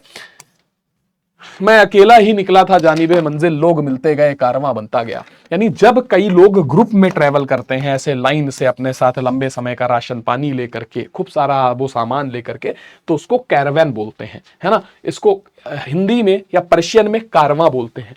तो इब्न बतूता भी कई बार ऐसे कारवां में ट्रेवल करता था और कई बार पैदल भी अकेले भी ट्रेवल करता था। तो ऐसी ही एक यात्रा जब ये मुल्तान से दिल्ली के लिए कर रहा था तो उसके कारवां पर कुछ डाकुओं का हमला हुआ था, ठीक है। और इसमें कई सारे उसके फेलो ट्रेवलर्स, उसके जो साथी यात्री थे, उनकी डेथ हो गई थी। इवन इब्न बतूता भी काफी ज्यादा घायल हो चुका था, बड़ी मुश्किल से बच पाया था, है ना। तो ये एक समस्या रहती थी इस समय यात्रा करने में। अच्छा, अब ये कई बार जब ये अपने घर से निकलता है तो एक एक्सेप्ट लिया हुआ है उसके ट्रेवल अकाउंट से कि ये उसको कंपेयर करता है ठीक उसी तरीके से। इसके लिए यात्रा करना इतना आसान थोड़े था। ये कहता है कि मैंने अपनी यात्रा ठीक वैसे ही करी जैसे कोई, मैंने अपना घर ठीक वैसे ही छोड़ा जैसे कोई चिड़िया अपना घोंसला छोड़ देती है, ठीक है। ये कहता है कि भाई मैं अपनी बर्थ प्लेस यानी अपनी जन्मभूमि टैंजियर से डिपार्चर ले रहा हूं, विदा ले रहा हूं थर्सडे को, यानी कि गुरुवार को मैं वहां से निकला हूं, ठीक है। आई सेट आउट अलोन, मैं अकेले निकला हूं और मेरे साथ कोई साथी यात्री भी नहीं है। अब देखो, टैंजियर से अकेले निकला था पर बाद में किसी कारवां में शामिल हो गया। रास्ते में कुछ यात्री मिले, भैया कहां जा रहे हो? हाँ वहां जा रहे हैं, हम भी चलें साथ में? हाँ साथ में चलो। क्योंकि डर है ना, ग्रुप कारवां में क्यों चल रहे हो? क्योंकि ग्रुप में रहोगे तो सेफ रहोगे, अकेले रहोगे तो लूटना ज्यादा आसान है, ग्रुप में रहोगे तो उतनी संभावनाएं कम है। और मरोगे तो एक सेंस ऑफ सिक्योरिटी भी रहता है ना, कि अकेले क्यों डूबे, साथ में डूबेंगे, है ना। जैसे खुद फेल हो जाओ कोई दिक्कत नहीं, दोस्त भी फेल होना चाहिए। तो बस वही है कि खुद अकेले मत मरो, 2-4 लोग साथ में मरे तो थोड़ा मरने का दुख कम रहता है ना। तो ये कह रहा है कि भाई मैं किसी के साथ नहीं गया था, अकेले निकला था, कोई कैरवैन नहीं था मेरे साथ में, ठीक है। और जिसको मैं ज्वाइन कर सकता था। लेकिन बहुत लंबे समय तक मैं चलता रहा। ये सपना जो था मेरा, बहुत लंबे समय से पला हुआ सपना था कि मैं दुनिया को देखना चाहता हूं, समझना चाहता हूं, उन पुण्य स्थानों को यानी कि उन पुनीत जगहों को देखना चाहता हूं जिनके बारे में मैंने किताबों में पढ़ रखा है, उन इलस्ट्रियस सेंचुरीज को देखना चाहता हूं, ठीक। तो मैंने इस बात को अपना ध्येय बनाया, संकल्प बनाया। मैंने अपने परिवार के सारे लोगों से विदा ली, जितनी भी महिलाएं थी, पुरुष थे, है ना, जितने छोटे थे उनको प्यार किया। और जिस तरीके से एक चिड़िया अपना घोंसला छोड़ती है उस तरीके से मैंने अपना घोंसला छोड़ दिया। और उस समय मैं सिर्फ अपने अर्ली 20s में था, सिर्फ 22 वर्ष मेरी अवस्था थी। इब्न बतूता लगभग इसके 30 साल बाद, 32 साल बाद, यानी 1354 में अपने घर लौटता है, जब उसकी अवस्था 52 वर्ष हो चुकी थी। तो सोचो 22 साल का एक लड़का अपना घर छोड़े और फिर जब घर लौटे तो उसकी उम्र 52 साल हो जाए, ठीक। अब यहां पर एक समस्या है कि जब ये ट्रैवलर्स जाते थे तो कई जगह किसी गांव में, किसी शहर में रुकते थे, ठीक है। और इनके साथ अपनी कुछ चीजें लेकर के चलते थे। तो वो चीजें उस शहर के लोकल्स को उपहार स्वरूप देते थे, क्योंकि उनको उस शहर में रुकना है किसी के घर पे। उस समय तो इतनी ज्यादा मात्रा में होटल्स वगैरह होते नहीं थे, तो कोई हेल्प करेगा आपको। अगर सराय नहीं है, सराय मतलब धर्मशालाएं, इसको हम लोग इन बोलते हैं। इनका मतलब तुमने कई होटलों का नाम देखा होगा। जैसे एक होटल है मेरे जहां मैं रहता हूं, उसका नाम है बेबियन इन, ठीक है। बहुत महंगा सा होटल है, ठीक, बहुत महंगा होटल है भैया, एकदम 5 स्टार जैसा लगता है, खूब उसमें लाइटें लगी हुई हैं, चमक रहा है एकदम। नाम क्या है? बेबियन इन। इनका मतलब होता है बेटा धर्मशाला, सराय, है ना, जहां पर रुकना फ्री होता है। वो ऐसे इसलिए बनवाई जाती है ताकि लोग आपको दुआएं दे, राहगीर जब वहां पर रुके तो आपको दुआएं दे। तो इनमें फ्री में रुका जाता है। लेकिन वो होटल इतना, आजकल कई होटल के सामने इन लगा देते हैं और बड़े महंगे होटल होते हैं। होटल इनका मतलब होता है धर्मशालाएं, ठीक। तो या तो आप धर्मशाला में रुकोगे या तो किसी के घर में रुकोगे। तो आपको जहां आप रह रहे हो, आप जिस जगह से होते हैं, सबसे मिल बांट के चलना पड़ता था। ठीक है, तो ये आगे बोलता है कि देखो, लंबी दूरी की यात्राओं में सिर्फ रॉबर्स का खतरा नहीं होता था, सिर्फ लुटेरों का खतरा नहीं होता था।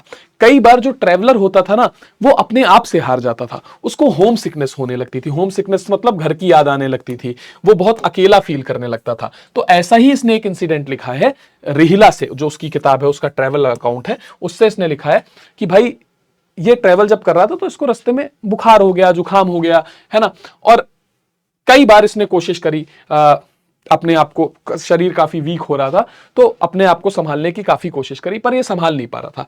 फिर ये लोग ट्यूनिस के एक शहर में पहुंचे। ट्यूनिस आज उसी जगह पर है जहां पर आज का कंट्री ट्यूनीशिया है। ठीक है, तो वहां पर कुछ और यात्री भी आए अलग अलग जगह से।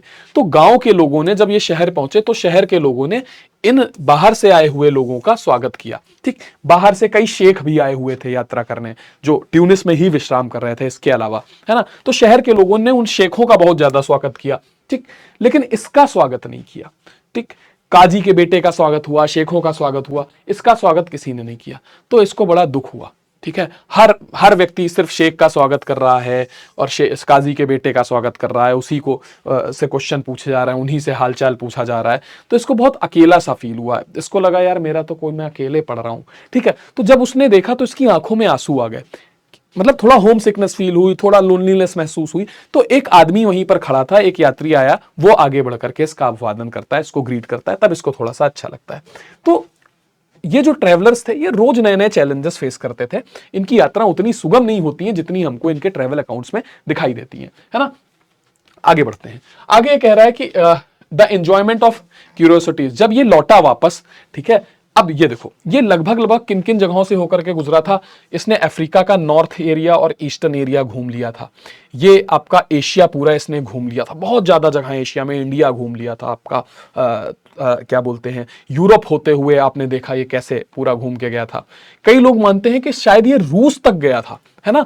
तो जब ये लौटा तो वहां का जो लोकल रूलर था उसने कहा कि इसके ने जितने, इसका जो भी यात्रा वृत्तांत है, ट्रैवल अकाउंट है, उसको रिकॉर्ड किया जाए। राजा ये सब करते थे, है ना। उस समय भाई उन लोगों को भी क्यूरियोसिटी होती थी कि समझे दुनिया कैसी है ना। तो ये सारी चीजें यहां पर इब्न बतूता ने बताई। आगे देखते हैं। अब ये सारी बातें हम बाद में करेंगे, सब कुछ एग्जांपल्स दिए हुए हैं इब्न बतूता की यात्राओं के, उसके बारे में हम बाद में बात करेंगे। उसके पहले हम कुछ और चीजें देखते हैं। एक और यात्री के बारे में जिक्र करते हैं जिसका नाम था फ्रैंकोइस बर्नियर। क्या नाम है? Francois Bernier. ठीक है, नाम से ही पता चल रहा है ये कहां से आया था, फ्रांस से। ठीक है, कहां से आया था? फ्रांस से आया था। फ्रांस कहां है? यूरोप में है। ठीक, इसने भी भारत को देखा समझा और भारत के बारे में कुछ चीजें लिखी। ठीक है, अब ध्यान से समझो, ये लगभग, हम अगर 1498 की बात करें तो वास्को डिगामा ने भारत के लिए नए ट्रेड रूट्स ढूंढ लिए थे। ठीक है, बोला जाता ना कि वास्को डिगामा ने भारत को डिस्कवर किया था, इंडिया की डिस्कवरी की थी।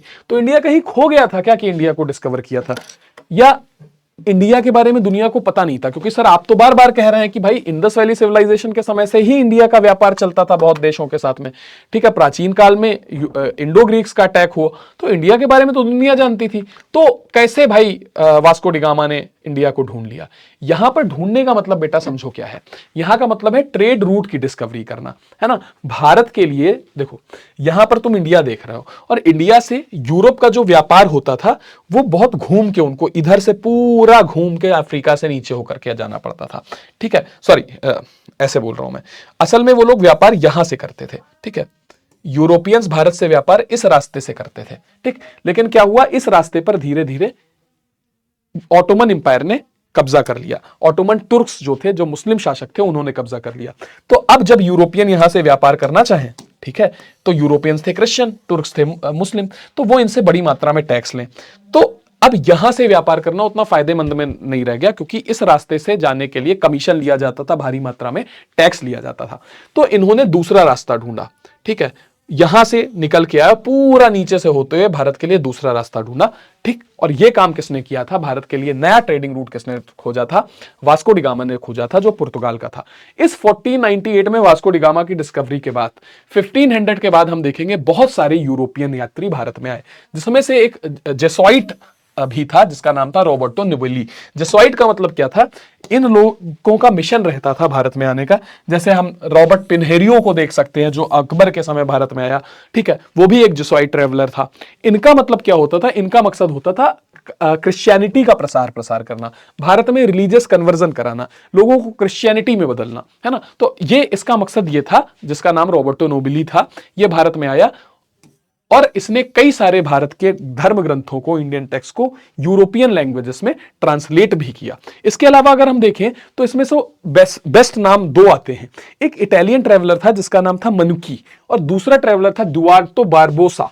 ये दो ट्रेवलर थे। डुआर्ते बारबोसा कहां से आया था, पुर्तगाल से आया था, है ना, पुर्तगाल से आया था। और इसने भी भारत के समाज के बारे में एक डिटेल अकाउंट, पूरा डिटेल विवरण प्रस्तुत किया। 1600 के आसपास अगर हम देखें तो हम पाते हैं कि बड़ी मात्रा में 1600 आते आते बड़ी मात्रा में Dutch, English, French traveller Bharat आ रहे थे, लगातार एक के बाद एक, ठीक है। अब इसमें अगर हम देखें तो ट्रेवेर्नियर अकेले, जीन बैप्टाइस्ट ट्रेवेर्नियर, है ना, या जॉन बैप्टाइस्ट ट्रेवेर्नियर कई बार इसको बोलते हैं, इसने अकेले 3 बार भारत की यात्रा करी, ठीक। इसके अलावा हम देखें तो एक इटली का यात्री था जिसका नाम था मेनुकी, वो एक डॉक्टर था, उसने भारत की यात्रा करी। उसको भारत तो इतना पसंद आया कि अंततः भारत में आकर के वो सेटल हो गया, ठीक है। तो हम देख रहे हैं कि भारत के लिए एक बार नया ट्रेडिंग रूट क्या खोजा गया, सब लोग भारत आने लगे। और भारत आने का मकसद क्या था, मकसद ये था कि इन लोगों ने, अब देखो जो इब्न बतूता है वो भारत 15वीं सेंचुरी आया, ध्यान से समझो। देखो अब 3 बातें समझना, यहां पर तीनों ट्रैवलर जो हैं, चाहे हम इब्न बतूता बोलें, चाहे हम अल-बरूनी बोलें, चाहे हम फ्रैंकोइस बर्नियर को बोलें, ये तीनों अलग अलग कॉन्टिनेंट से आए थे। इनकी भारत के इतिहास को, ट्रैवल अकाउंट को लिखने की टेक्निक अलग अलग थी। और तीसरी चीज क्या थी, तीसरी मतलब भारत के ट्रैवल अकाउंट को लिखने की टेक्निक, मतलब भारत को देखने की टेक्निक, जिस दृष्टि से देख रहे हैं उसी दृष्टि से ट्रैवल अकाउंट लिखेंगे ना। जो चश्मा इन्होंने पहना है वो चश्मा अलग है। और तीसरी चीज, मैं एक और चीज आपको बता रहा हूं, इनके आने का टाइम ड्यूरेशन भी अलग था। अगर हम अल-बरूनी को देखें तो उसने जिस भारत का चित्रण किया वो 10वीं शताब्दी का भारत था, ठीक है, 10वीं 11वीं शताब्दी का भारत था, 10th 11th सेंचुरी का इंडिया था। इब्न बतूता को अगर हम पाएं तो हम पाते हैं वो 15th सेंचुरी के भारत की बात कर रहा था। और वहीं पर अगर हम फ्रैंकोइस बर्नियर की बात करें तो हम देखते हैं वो लगभग 17th सेंचुरी के इंडिया की बात कर रहा था। तो तीनों अलग अलग कॉन्टिनेंट का भारत के बारे में क्या परसेप्शन था उसकी एक इमेज देते हैं। इनका राइटिंग शैली अलग अलग था, ये भारत को किस तरीके से देखते थे। एक सिर्फ धर्म ग्रंथों की नजर से देख रहा है, एक प्रैक्टिकल नजरिए से देख रहा है, ठीक। और अलग अलग टाइम पे भारत को किस तरीके से देखा जाता था, ये तीनों ही यात्री बता रहे हैं, ठीक है। तो अगर हम देखें तो फ्रैंकोइस बर्नियर एक फ्रेंचमैन था, 17वीं शताब्दी में लगभग भारत आया, एक पॉलिटिकल फिलोसोफर था, दार्शनिक था, है ना। और इसके अलावा हम देखें तो डॉक्टर था, और क्या बोलते हैं, वैज्ञानिक भी था, मतलब बहुत सारी चीजों का ज्ञाता था। कुल मिला के एक बेहतरीन विद्वान था। इसने भारत को कैसे देखा, देखो इसने ज्यादातर इसका हमने सबका स्टाइल देख लिया। भाई अल-बरूनी क्या कर रहा था, अल-बरूनी भारत में लिखे गए संस्कृतिक टेक्स्ट को पढ़ता था और उसमें जो लिखा था कि भारत में ये होता है, भारत में जाति प्रथा है, वो सारी चीजें वो ट्रांसलेट कर देता था। उसका वही तरीका था, जो भारत के संस्कृतिक टेक्स्ट में लिखा है वो भारत को वैसा ही मानता था। इब्न बतूता क्या कर रहा है, इब्न बतूता जब भारत आ रहा है, और अच्छा अल-बरूनी सिर्फ ये नहीं कर रहा है, इसके बाद में वो पहले क्या कर रहा है, क्वेश्चन उठा रहा है, फिर क्या कर रहा है, वो भारत में जो चीजें चल रही हैं उसको भारत के रिलीजियस टेक्स्ट से पढ़ रहा है, समझ रहा है, फिर उसको कंपेयर कर रहा है बाकी जगहों में चलने वाली सिमिलर पैटर्न से, ठीक। इब्न बतूता आया, उसने किसी रिलीजियस टेक्स्ट को नहीं पढ़ा, उसने सिर्फ जो देखा उसको लिखा, जो उसके अनुभव रहे उसको लिखा। बर्नियर आया तो उसने भारत में जो देखा उसको यूरोप से कंपेयर किया। उसने बार बार यह साबित करने की कोशिश की बर्नियर ने कि यूरोप भारत से श्रेष्ठ था और भारत की स्थिति खराब थी, है ना। तो बर्नियर लगातार यह कोशिश करता रहा। बर्नियर भारत के कई हिस्सों में घूमा और उसने जो भी चीजें देखी उसका ट्रैवल अकाउंट लिखा, ठीक। अच्छा, उसने जो ज्यादातर अपनी राइटिंग्स थी उसको किसको डेडिकेट किया गया, उस समय के जो राजा थे फ्रांस के, जिनका नाम था लुई 14। ये लुई 14 जो है, इनको लुई 16 फ्रेंच रिवॉल्यूशन वाले लुई 16 से कंफ्यूज मत कर लेना, ठीक। इसके अलावा इसने कई सारे लेटर्स लिखे थे फ्रांस के ऑफिशियल्स को, फ्रांस में रह रहे अपने लोगों को।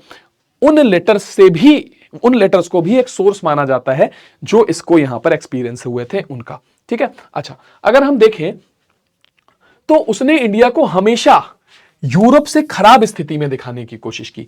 वो इंडिया को एक इंफीरियर सिविलाइजेशन मान रहा था लगातार, ठीक है, और लगातार वो कंपैरिजन कर रहा था यूरोप के साथ में कि यूरोप के समाज में ऐसा होता है, भारत के समाज में ऐसा होता है, यूरोप की ये चीज भारत से बेटर है, अगर यूरोप के लोग भी ऐसे करेंगे तो वो भी भारत जैसे हो जाएंगे, भारत गरीबों का देश है, भिखारियों का देश है, उनका राजा बहुत क्रूर राजा है और भिखारियों का राजा है। इस तरीके के बहुत उसने क्या बोलते हैं एक्सट्रीम टर्मिनोलॉजीज का इस्तेमाल किया। ये फाइनली हम देखते हैं 17th सेंचुरी में 1671 के आसपास लौटता है अपने देश, और जब ये फ्रांस में लौटता है तो इसके काम को पब्लिश किया जाता है और फिर इसको इंग्लिश में, डच भाषा में, जर्मन भाषा में लगभग अगले 5 साल तक इसके काम को ट्रांसलेट किया जाता है। इवन हम देखते हैं कि 1671 से लेकर के और 1725 तक इसके काम को लगभग 8 बार 8 टाइम्स फ्रेंच लैंग्वेज में पब्लिश किया जाता है, फ्रेंच लैंग्वेज में रीपब्लिश किया जाता है ना, रीपब्लिश किया जाता है। इवन इटालियन लैंग्वेज में भी इसके काम को लगभग 3 बार रीपब्लिश किया जाता है, ठीक। अच्छा, अब इसने क्या क्या चीजें भारत में देखी, क्या क्या चीजें लिखी, उसको समझने से पहले अब हम एक बार हर राइटर भारत को किस नजरिए से देखता था और समझता था, ये समझने की कोशिश करें। तो अभी हमने क्या समझा, अभी 1 घंटे की क्लास में हमने क्या सीखा, लगभग 1 घंटे हमने बातचीत करी। उस 1 घंटे में हमने समझा कि भारत को, मिडिवल भारत को समझने के लिए हमको फॉरेन ट्रेवलर्स के अकाउंट बहुत इंपॉर्टेंट हो जाते हैं, जिनके बारे में हम बात कर रहे हैं। हमने मुख्यतः 3 फॉरेन ट्रेवलर्स की बात करी, जिसमें अल-बरूनी जो एशियन था, फिर फ्रैंकोइस इब्न बतूता जो अफ्रीकन था, और फिर फ्रैंकोइस बर्नियर जो यूरोप का था, यूरोपियन था। इनके बारे में बात करी। और अभी तक हमारी जो बातें हैं वो कहां पर केंद्रित रही, मोटा मोटा इनके काम करने का स्टाइल क्या था, इनके राइटिंग का स्टाइल क्या था, ये कैसे लोग थे, किस तरीके से भारत को देखना चाहते थे, ये हमने बात करी। इन्होंने क्या काम किया, क्या लिखा, अभी उसके बारे में हमने ज्यादा बातचीत नहीं करी है। अब हम उसके बारे में बातचीत करने जा रहे हैं। देखो, सबसे पहले अगर हम बातचीत करें तो हम पाते हैं कि अल-बरूनी की अगर बारे में हम बात करें तो अल-बरूनी जो था वो ये मानता था कि जब हम भारत के बारे में या किसी भी जगह जाते हैं तो उसके बारे में जब हम कुछ लिखते हैं तो हमारे सामने 3 प्रॉब्लम सबसे बड़ी आती हैं। अब देखो, एक कहावत है, यथा दृष्टि तथा सृष्टि, जैसी आपकी नजर होगी आपको वैसी ही दुनिया दिखेगी। इसको लैंग्वेज एक प्रॉब्लम लगती थी, ठीक है। लैंग्वेज प्रॉब्लम क्यों लगती थी, क्योंकि इसके राइटिंग करने का तरीका ही था कि लोकल टेक्स्ट को पढ़ना, ठीक है। तो जब आप लोकल टेक्स्ट पढ़ के ही चीजें लिख रहे हो, ठीक, आप अपने एक्सपीरियंस से उस समाज में जो हो रहा है, प्रैक्टिकल समाज में जो हो रहा है, उसको तो लिख नहीं रहे हो, आप रिलीजियस टेक्स्ट पढ़ोगे, तो उसके लिए तो आपको लैंग्वेज आनी ही चाहिए। अदरवाइज जो आपको, भाई लैंग्वेज की प्रॉब्लम इब्न बतूता को तो नहीं आई, क्यों? क्योंकि वो जो देख रहा था वो लिख रहा था। ये भाई साहब बड़े स्कॉलर थे, इनको सिर्फ ये किताबी कीड़े थे, इनको किताब ही पढ़नी है कि भारत में जो किताबें लिखी गई उसमें कल। तो लैंग्वेज एक प्रॉब्लम इनके सामने आती थी कि भाई संस्कृत लैंग्वेज, ये संस्कृत लैंग्वेज को अरबिक से कंपेयर करते थे, कहते थे कि जिस तरीके से अरबिक एक बहुत मुश्किल भाषा है उसको लिखना और सीखना, उस तरीके से संस्कृत भी बहुत मुश्किल भाषा है, ठीक है, उसको सीखना बड़ा मुश्किल है। दूसरी चीज क्या है कि इनका ज्यादातर ध्यान रहता था उस समय के कल्चरल समाज को लेकर के। तो ये कहते थे कि देखो, जो रिलीजियस प्रैक्टिसेस होती हैं कई बार, और रिलीजियस बिलीफ होते हैं, धार्मिक विश्वास होते हैं, जो प्रथाएं हैं, उन सारी चीजों को अगर हम देखें तो वो बहुत अलग अलग सी हैं, है ना। हमारे यहाँ कुछ प्रथाएं चल रही हैं, भारत में कुछ प्रथाएं चल रही हैं, तो अब हम उन प्रथाओं को समझ ही नहीं पा रहे हैं। एक तो भाषा नहीं समझ पा रहे हैं, और दूसरा जो प्रथाएं चल रही हैं उनको भी नहीं समझ पा रहे हैं। जो हम देख रहे हैं वो हमारी समझ में नहीं आ रहा है, क्योंकि आप सोसाइटी चीजें देख नहीं रहे हो, आप धार्मिक चीजें ही देख रहे हो, ठीक है। अब आपके यहां वो चीजें होती नहीं तो समझने में थोड़ा प्रॉब्लम है। तीसरी चीज क्या है, तीसरी चीज कहना है कि तीसरी प्रॉब्लम्स हमको भारत के लोगों की तरफ से आती थी। जैसे भारत के लोग जो थे ना, वो बहुत घमंडी टाइप के लोग थे, है ना। उनके अंदर हमेशा सेल्फ एब्जॉर्प्शन की फीलिंग रहती थी कि वो खुद को ही श्रेष्ठ माना करते थे, ठीक है, और सामने वाले से बेटर मानते थे, ठीक। इस वजह से क्या होता था, कई बार वो अपने बारे में सही सोच रखते ही नहीं थे। फॉर एग्जाम्पल, जैसे भारत में सती प्रथा है या जाति प्रथा है, तो वो लोग जाति प्रथा को बहुत बेटर बताएंगे। उस समय के ब्राह्मण बताएंगे नहीं नहीं नहीं, हम सुपीरियर हैं, ये लोग तो नीचे होते हैं। तो कह रहा है कि इससे हमको ये पर्सपेक्टिव पता चल रहा है जो वो अपने बारे में सोच रहे हैं, हमको वो नहीं पता चल रहा है जो हम जानना चाहते हैं। तो भैया, जब तुम लोकल टेक्स्ट पढ़ रहे हो, जब तुम संस्कृत की किताब पढ़ रहे हो, तो भी तुम्हें वही पता लगेगा ना जो किताब लिखने वाले का नजरिया है, ठीक। बात समझो। तो ये एक डाइकोटमी भी थी इसकी, इस तरीके से। आगे की कहानी हम देखें तो अब अल-बरूनी ने जिस बारे में बात करी, ये तो उसने कहा कि ये प्रॉब्लम होती थी इन चीजों की वजह से, लेकिन अब अगर हम देखें तो उसने सबसे पहले किस बारे में बात करी, तो उसने कास्ट सिस्टम को, भारत के कास्ट सिस्टम को पढ़ा और उसके बारे में डिस्क्रिप्शन देने की कोशिश करी, उस सिस्टम को समझाने की कोशिश करी। देखो मैंने बताया अल बरूनी पहले तो एक क्वेश्चन उठाता था, ठीक, फिर क्या कहता था, उसका डिस्क्रिप्शन देता था। डिस्क्रिप्शन किस पर बेस्ड होगा, जो लोकल टेक्स्ट होंगे, लोकल किताबें होंगी उस पर बेस्ड होगा, ठीक है। फिर उसको कंपेयर करेगा किसी दूसरी चीज के साथ, तो इस तरीके का है, वो एक ट्राइंगल बनाएगा। तो उसने सबसे पहले इंडिया के कास्ट सिस्टम की अगर बात करें तो उसने क्वेश्चन उठाया, क्या भारत में किसी तरीके की सोशल क्लासेस थी, क्या भारत के समाज में किसी तरीके का स्ट्रेटिफिकेशन था। स्ट्रेटिफिकेशन का मतलब क्या होता है, स्ट्रेटिफिकेशन का मतलब होता है लेयरिंग। समाज में कई सारी लेयर्स होती हैं, है ना, जैसे ये, ठीक, ये, और ये लेयर्स नेसेसरली मानी जाती है कि सबसे ऊपर वाली लेयर जो होगी वो टॉप, उसको समाज में सबसे ज्यादा सम्मान प्राप्त होगा, उसको टॉप लेयर सोसाइटी, ये हाई स्टेटस होगा, हाईएस्ट होगी ये, ठीक है। ये इनका नंबर दूसरे नंबर पर होगा, ये सेकंड होंगे, ये थर्ड होंगे, ठीक है, और ये फोर्थ होंगे। बात समझ में आई। तो ये क्या है, ये लेयरिंग है, समाज में स्ट्रेटा है, परतें हैं, इसी को स्ट्रेटिफिकेशन बोला गया। तो उसने बोला क्या भारत की समाज में स्ट्रेटिफिकेशन था, ठीक है, क्या स्ट्रेटिफिकेशन था, ये उसका क्वेश्चन है।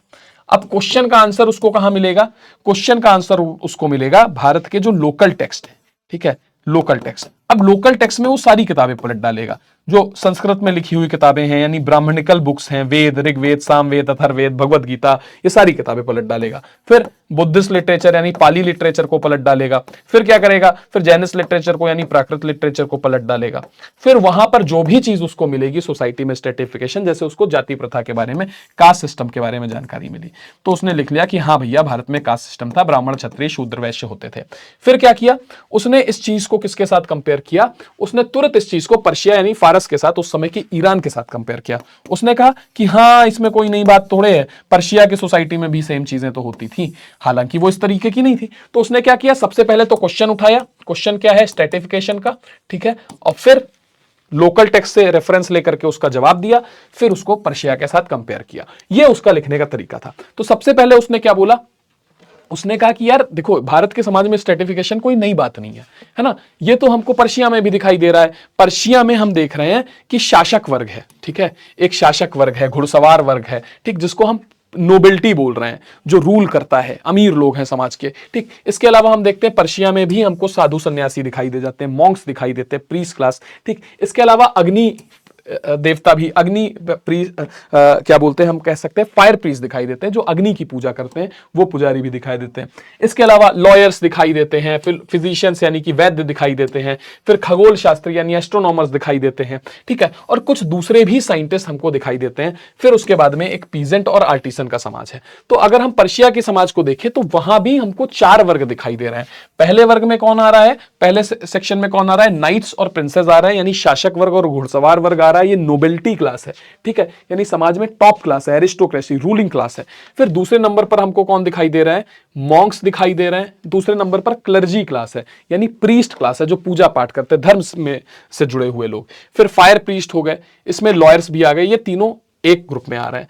फिर थर्ड सेक्शन जो है उसमें फिजिशियन आ गए, एस्ट्रोनॉमर्स आ गए, साइंटिस्ट आ गए, ठीक है, ये एजुकेशन से रिलेटेड लोग हैं, ठीक है। और फोर्थ में आम जनता आ गई, इसमें तुम्हारे पीजेंट्स आ गए, आर्टिसंस आ गए। तो उन्होंने बोला वहां पर इस तरीके का डिवीजन था समाज में। इंडिया में क्या था, इंडिया में भी 4 लोग थे, ब्राह्मण, क्षत्रिय, वैश्य, शूद्र, 1 2 3 4, और यहां पे भी 4 लोग, ठीक। तो वो यही चीज समझाने की कोशिश कर रहा है। वो कह रहा है स्ट्रेटिफिकेशन कुछ नया नहीं है, ठीक। पर्शिया में भी ऐसा स्ट्रेटिफिकेशन तो होता है, तो समाज में अगर स्ट्रेटिफिकेशन है तो उसमें कोई बुराई नहीं है। यानी उसने कास्ट सिस्टम को एक्सेप्ट किया, उसको लगा कि कास्ट सिस्टम अच्छा है। जो सांस्कृतिक टेक्स्ट में, ब्राह्मण टेक्स्ट में कास्ट सिस्टम बताया गया, जाति व्यवस्था है, वो अच्छी है। लेकिन जाति व्यवस्था में जो प्यूरिटी और पॉल्यूशन का आइडिया था उसको उसने पसंद नहीं किया। उसने कहा कि ये प्यूरिटी और पॉल्यूशन का विचार बहुत खराब है इसमें। जैसे ये लोग मानते हैं कि भाई हम लोग कुछ कास्ट में शादी नहीं कर सकते हैं, शादी तो हर कास्ट में हो सकती है, नहीं तो हम इम्प्योर हो जाएंगे, हमारा ब्लड इम्प्योर हो जाएगा। हम किसी का कुछ दिया खा नहीं सकते हैं, अगर हमसे कोई हमसे कोई निम्न वर्ग का व्यक्ति है, सो कॉल्ड लोअर कास्ट से है, ठीक, हमको कोई छू नहीं सकता, तो कह रहे हैं ये बड़ी गंदी चीज है, ठीक। वो कह रहा है कि ये जो व्यवस्था है ये बहुत अननेचुरल है। क्यों अननेचुरल है? क्योंकि जो नेचर है ना वो अपने आप को खुद प्योर करती रहती है। अगर नेचर कई बार इम्प्योर हो जाती है तो अपने आप को प्योर करती है। जैसे हवा में धूल के कण होते हैं, ठीक है, और हवा में कोई पॉल्यूटेंट आ जाते हैं, तो वो कह रहा है कि सूरज की रोशनी से वो पॉल्यूटेंट खत्म हो जाते हैं। इसी प्रकार से जो समुद्र में पानी है उसमें नमक पड़ा है, सैलाइन वाटर है, तो वो नमक समुद्र के पानी को प्योर करता रहता है। तो इससे क्या है कि जो चीज इंप्योर हो रही है वो नेचर अपने आप प्योर कर दे रही है। तो मान लेते हैं कि अगर आपकी कास्ट इंप्योर हो भी गई, ब्राह्मण किसी के छूने से इंप्योर हो भी गए, तो वो प्योर हो जाएंगे, नेचर उनको हवा चलेगी और वो प्योर हो जाएंगे। वो इस तरीके की बातें कर रहा है। तो कह रहा है कि इसलिए जो कास्ट सिस्टम में प्यूरिटी और पॉल्यूशन का कॉन्सेप्ट है ये बहुत अननेचुरल है। तो he accepted the concept of caste और the brahmanical tax, but he rejected the notion of purity and pollution. ये पहली चीज हुई, ठीक। तो उसने बोला कि भाई हर लोग इक्वल माने जाते हैं, ठीक। तो तुम्हारे दिमाग में ये आ सकता है, फिर जब ऐसा उसने इतना बड़ा वो नेता बन रहा था तो उसने समाज में जो 4 स्ट्रेटिफिकेशन है उसको एक्सेप्ट क्यों किया? वो ये क्यों कह रहा है कि समाज में अलग अलग वर्ग होने चाहिए? तब जब सब बराबर है तो सब बराबर है, इसमें लेयर क्यों हो, इसमें लेयर क्यों हो, ठीक है। तो उसने कहा नहीं, ये लेयर तो होनी चाहिए समाज में, क्योंकि कोई व्यक्ति कुछ काम करेगा, कोई व्यक्ति है ना, तो काम के आधार पर हम समाज में स्ट्रेटिफिकेशन मान सकते हैं, लेकिन प्यूरिटी और पॉल्यूशन नहीं होना चाहिए। क्यों? क्योंकि जब उसने प्यूरिटी और, मैंने क्या बोला कि पहले क्वेश्चन उठाएगा फिर वो कंपेयर करेगा, तो उसने जब कास्ट सिस्टम को एक्सेप्ट किया, कास्ट सिस्टम को उसने क्या किया? एक्सेप्ट किया। तो एक्सेप्ट क्यों किया? क्योंकि उसने देखा कि पर्शिया में ही भी ऐसा सिस्टम चलता था, ठीक है। तो पर्शिया के सिस्टम के साथ उसने कंपेयर किया तो एक्सेप्ट किया। लेकिन जो उसमें प्यूरिटी और पॉल्यूशन का नोशन था, ठीक है, प्यूरिटी, अब क्वेश्चन वही है अभी भी, स्ट्रेटिफिकेशन, और इसका जवाब क्या है? प्यूरिटी और पॉल्यूशन, है ना, कि छूत अछूत वाली धारणा। तो उसने उसको इस्लाम के साथ कंपेयर किया, हिंदू धर्म को इस्लाम के साथ कंपेयर किया, तो उसने पाया कि इस्लाम में तो ऐसी कोई चीज नहीं है, इस्लाम में तो सब बराबर है। तो नेचुरली हर व्यक्ति को लगता है कि अपनी चीज बेटर है, ठीक। पर्शिया मतलब उसके कल्चर से काफी मिलता जुलता था ईरान उस समय। तो ईरान में अगर कोई चीज है और इंडिया में है तो इसका मतलब वो चीज अच्छी है, ठीक है। इस्लाम में कोई चीज है, हिंदुइज्म में है, मतलब वो चीज अच्छी है। लेकिन कोई चीज इस्लाम में है और हिंदुइज्म में नहीं है, तो सुपीरियर कौन मानेगा? वो इस्लाम को मानेगा, है ना, क्योंकि वो इस्लाम को मान रहा है। तो कह रहा है कि इस्लाम में इक्वल कॉन्सेप्ट है, सब लोग बराबर हैं, ठीक। और आपके यहां लोग ये प्यूरिटी और पॉल्यूशन का नोशन है तो गलत है। वो यही कह रहा है। वो कह रहा है, पहले तो वो कह रहा है कि भाई जो कास्टिज्म है, जो समाज में स्ट्रेटिफिकेशन है, वो ठीक है क्योंकि पर्शिया में ही ऐसा है, लेकिन प्यूरिटी पॉल्यूशन का नोशन बेकार है। क्यों? क्योंकि ये हमको इस्लाम में देखने को नहीं मिलता, इस्लाम में तो इक्वालिटी देखने को मिलती है, ठीक है। इसके बाद में ये आगे क्या बात करता है, ठीक है, ये सारी बातें यहां पर लिखी हुई है।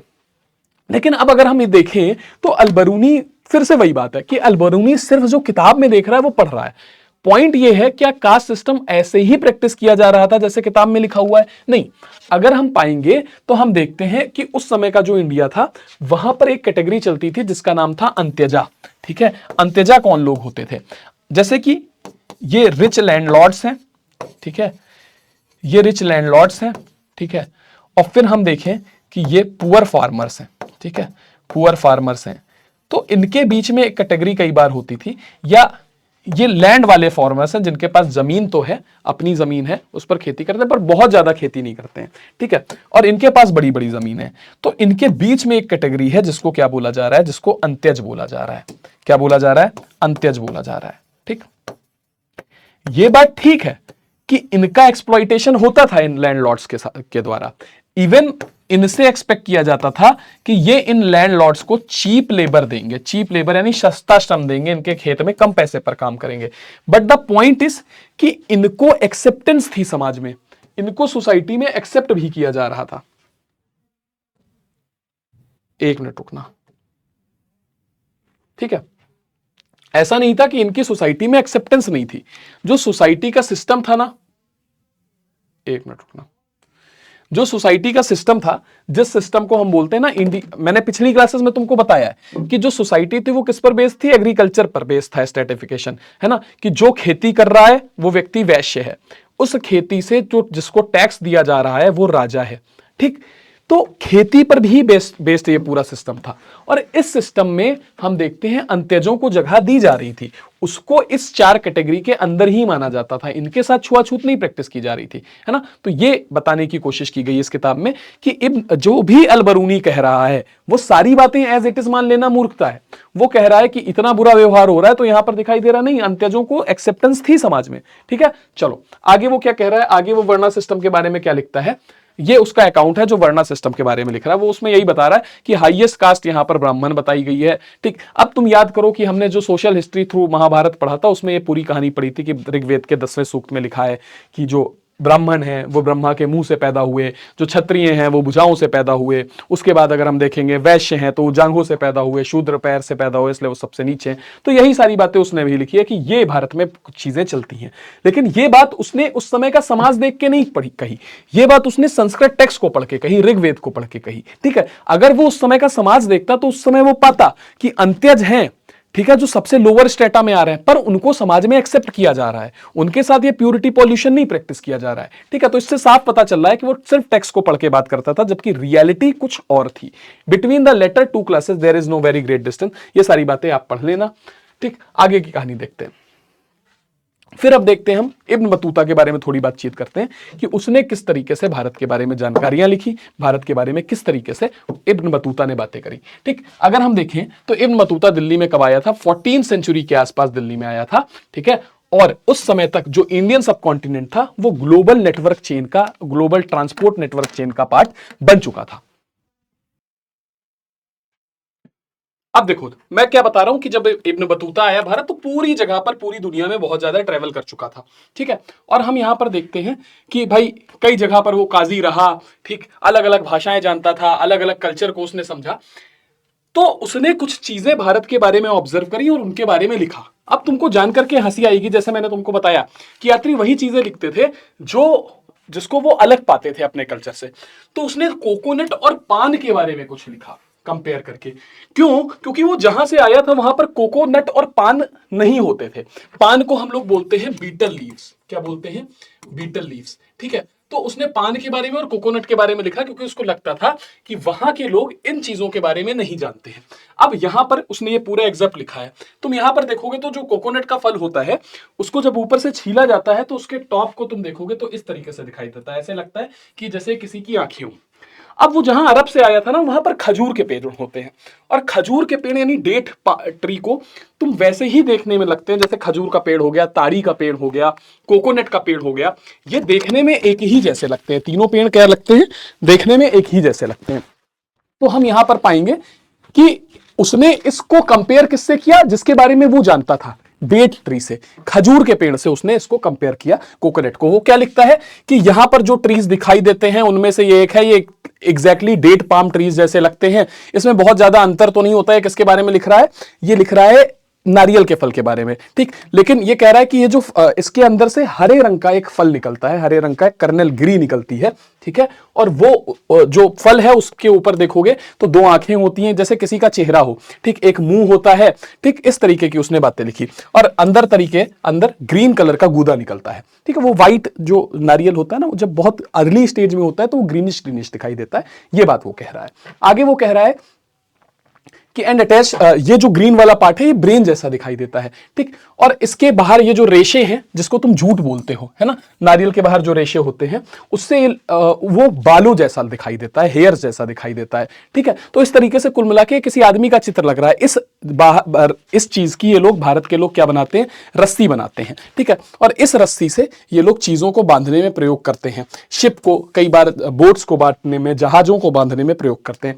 इसके बाद वो पान के पत्ते के बारे में क्या लिखता है इब्न बतूता? देखो वो कह रहा है कि बीटल का पेड़ ऐसा पेड़ है, यानी पान का पेड़ ऐसा पेड़ है जो उस तरीके से उगाया जाता है जिस तरीके से ग्रेप वाइन को उगाया जाता है। ग्रेप वाइन क्या है? उस देखो वहां पर जो ना मोरक्को है वो मेडिटेरेनियन सी के किनारे है और वहां पर ग्रेप्स की खेती बहुत ज्यादा होती है उससे शराब बनाने के लिए, है ना। तो वो कह रहा है कि इसी तरीके से यहां पर पान की खेती होती है। पान की सिर्फ पान के फ्रूट से कोई लेना देना नहीं है यहाँ के लोगों को, उसमें कोई फ्रूट नहीं होता है। इसकी पत्तियों का यहाँ पर सेवन किया जाता है। तुम जानते हो आजकल कैसे पान की पत्तियों का सेवन किया जाता है, ठीक। वो कह रहा है पान को खाने से पहले सुपारी या फिर जिसको एरिका नट बोलते हैं उसके छोटे छोटे टुकड़े किए जाते हैं और उसमें रैप करके पान को खाया जाता है, चबाया जाता है, ठीक। इस तरीके से पान के पत्ते के बारे में लिखता है। अब इब्न बतूता इंडियन सिटीज के बारे में क्या कह रहा है समझने की कोशिश करते हैं। वो कहता है कि दिल्ली एक बहुत बड़ा शहर है, यहां पर की पॉपुलेशन बहुत ज्यादा है। भारत में अगर हम देखें तो सबसे बड़े शहरों में से दिल्ली ही है। फिर वो दौलताबाद महाराष्ट्र की बात करता है। वो कहता है महाराष्ट्र का दौलताबाद भी ऐसा ही शहर है, वो दिल्ली से कम तो किसी कीमत में नहीं है, ना साइज में ना लोगों के रहने के हिसाब से, ठीक। फिर वो बाजारों के बारे में बात करता है। वो बाजार को इस तरीके से डिस्क्राइब करता है जैसे बाजार सिर्फ मार्केट नहीं थे, वो सिर्फ इकोनॉमिक एक्टिविटीज का क्षेत्र नहीं थे जहां पर सिर्फ चीजें खरीदी बेची जाती थी। वो कहता था कि यहां पर कई सारी सोशल और कल्चरल एक्टिविटीज भी होती हैं, क्योंकि ज्यादातर बाजारों में हम देखते हैं तो एक मंदिर और एक मस्जिद जरूर देखने को मिल जाता है। दिल्ली शहर के बारे में लिखते हुए कहता है कि वहां के बाजार के बीच बीच में एक गुंबद दिखाई देता है, एक बड़ा सा डोम दिखाई देता है, और जब कोई राजा वहां पर आता था तो वो उस डोम से होते हुए नीचे आता था, ठीक है। और इसके अलावा वो कहता है कि इन बाजारों में जगह जगह पर, जैसे आजकल नहीं होता है सड़कों पर, कई जगह पर तुम देखोगे बड़े शहरों में, तो परफॉर्म करने के लिए, आर्टिस्ट को अपनी कलाएं दिखाने के लिए कुछ छोटे छोटे से ऑडिटोरियम टाइप के बने होते हैं, केबिन बने होते हैं जहां पर लोग परफॉर्म करते हैं। तो कहता है कि ऐसे ही आर्टिस्ट को परफॉर्म करने के लिए वहां पर अलग से क्षेत्र बना रहता था। इब्न बतूता ऐसा लिखता है दिल्ली के बारे में, ठीक। इसके अलावा वो क्या कहता है, वो कहता है भारत के एग्रीकल्चर के बारे में बात करते हुए कहता है कि भाई यहाँ की मिट्टी इतनी जबरदस्त है कि लगभग साल में 2 फसलें तो आप उगा ही सकते हो, ठीक है। और खासकर वो इंडियन टेक्सटाइल के बारे में बात करता है, कॉटन के बारे में बात करता है। कॉटन तो तुम देखोगे, कॉटन इंडिया की इतनी इंपॉर्टेंट है जो अंग्रेजों तक को भारत में खींच लाई थी। फिर वो मलमल के कपड़े की बात करता है कि भारत का मलमल का कपड़ा भी विदेशों में बहुत ज्यादा प्रसिद्ध है। इसके अलावा वो सैटिन के कपड़े की बात करता है, ब्रोकेड के कपड़े की बात करता है। वो कहता है कि ब्रोकेड बोलते हैं जरी के कपड़े को, है ना, जरी के काम को क्या बोला जाता है, ब्रोकेड बोला जाता है। वो कहता है ये सब बहुत डिमांड में थे विदेशों में, ठीक, और विदेशों से इन चीजों को इंपोर्ट किया जाता था। वो कहता है कि जो मुस्लिन है, यानी जो मलमल का कपड़ा है, वो बहुत ज्यादा एक्सपेंसिव है, और इस वजह से मलमल का कपड़ा तुम देखोगे बहुत मखमली सा होता है ना, तो बहुत एक्सपेंसिव है। इस वजह से हम देखते हैं कि वो नोबल्स द्वारा ही यूज किया जाता है। अगर तुम उस समय का समझ पाओगे ना, तो तुम पाओगे कि वहां से इंडिया से ज्यादातर चीजें यूरोप में एक्सपोर्ट की जाती थी, और बदले में भारत में इन चीजों के, ये जो चीजें यहां पर बताई गई, इनके एक्सपोर्ट के बदले में भारत में बड़ी मात्रा में सोना चांदी आता था। लेकिन वो सोना चांदी फिर भारत में ही रह जाता था, भारत में आके पता नहीं कहां गायब, लोग संभाल के अपने घरों में रख लेते थे। भारत में तुम जानते हो लोगों को गहने वगैरह बनवाने का शौक है, ठीक। दिल्ली शहर के बारे में वो एक्सपर्ट एक एग्जर्प्ट लिखता है। वो क्या कह रहा है, दिल्ली शहर को एक्सप्लेन करते हुए कहता है कि दिल्ली शहर एक ऐसा शहर है जहां में बहुत ज्यादा पॉपुलेशन है, ठीक है। आगे वो क्या कह रहा है कि सिटी के चारों तरफ वॉल है। देखो, सिटी को चारों तरफ ऐसे किलेबंदी करके घेरा गया है। फिर आगे वो क्या कह रहा है कि वहां पर सिटी में एक बड़ा सा गेट लगा हुआ है, ठीक। उसके अलावा हम देखते हैं स्टोर हाउसेस हैं। सिटी के इन दीवारों के पास जो खिड़कियां हैं वो शहर के अंदर की तरफ खुलती हैं। फिर यहां पर हम देखते हैं कि इस सिटी के दरवाजे पर जो गेट्स हैं वहां पर एम्यूनेशंस हैं, मैगजीन्स हैं, मतलब कोई अगर बाहर से हमला करे तो उनको जवाब देने की पूरी व्यवस्था है, ठीक। फिर इन जगहों पर कुछ अनाज भी स्टोर होता है ताकि युद्ध के समय जो सैनिक हैं उनको लंबे समय तक इसकी जरूरत ना पड़े।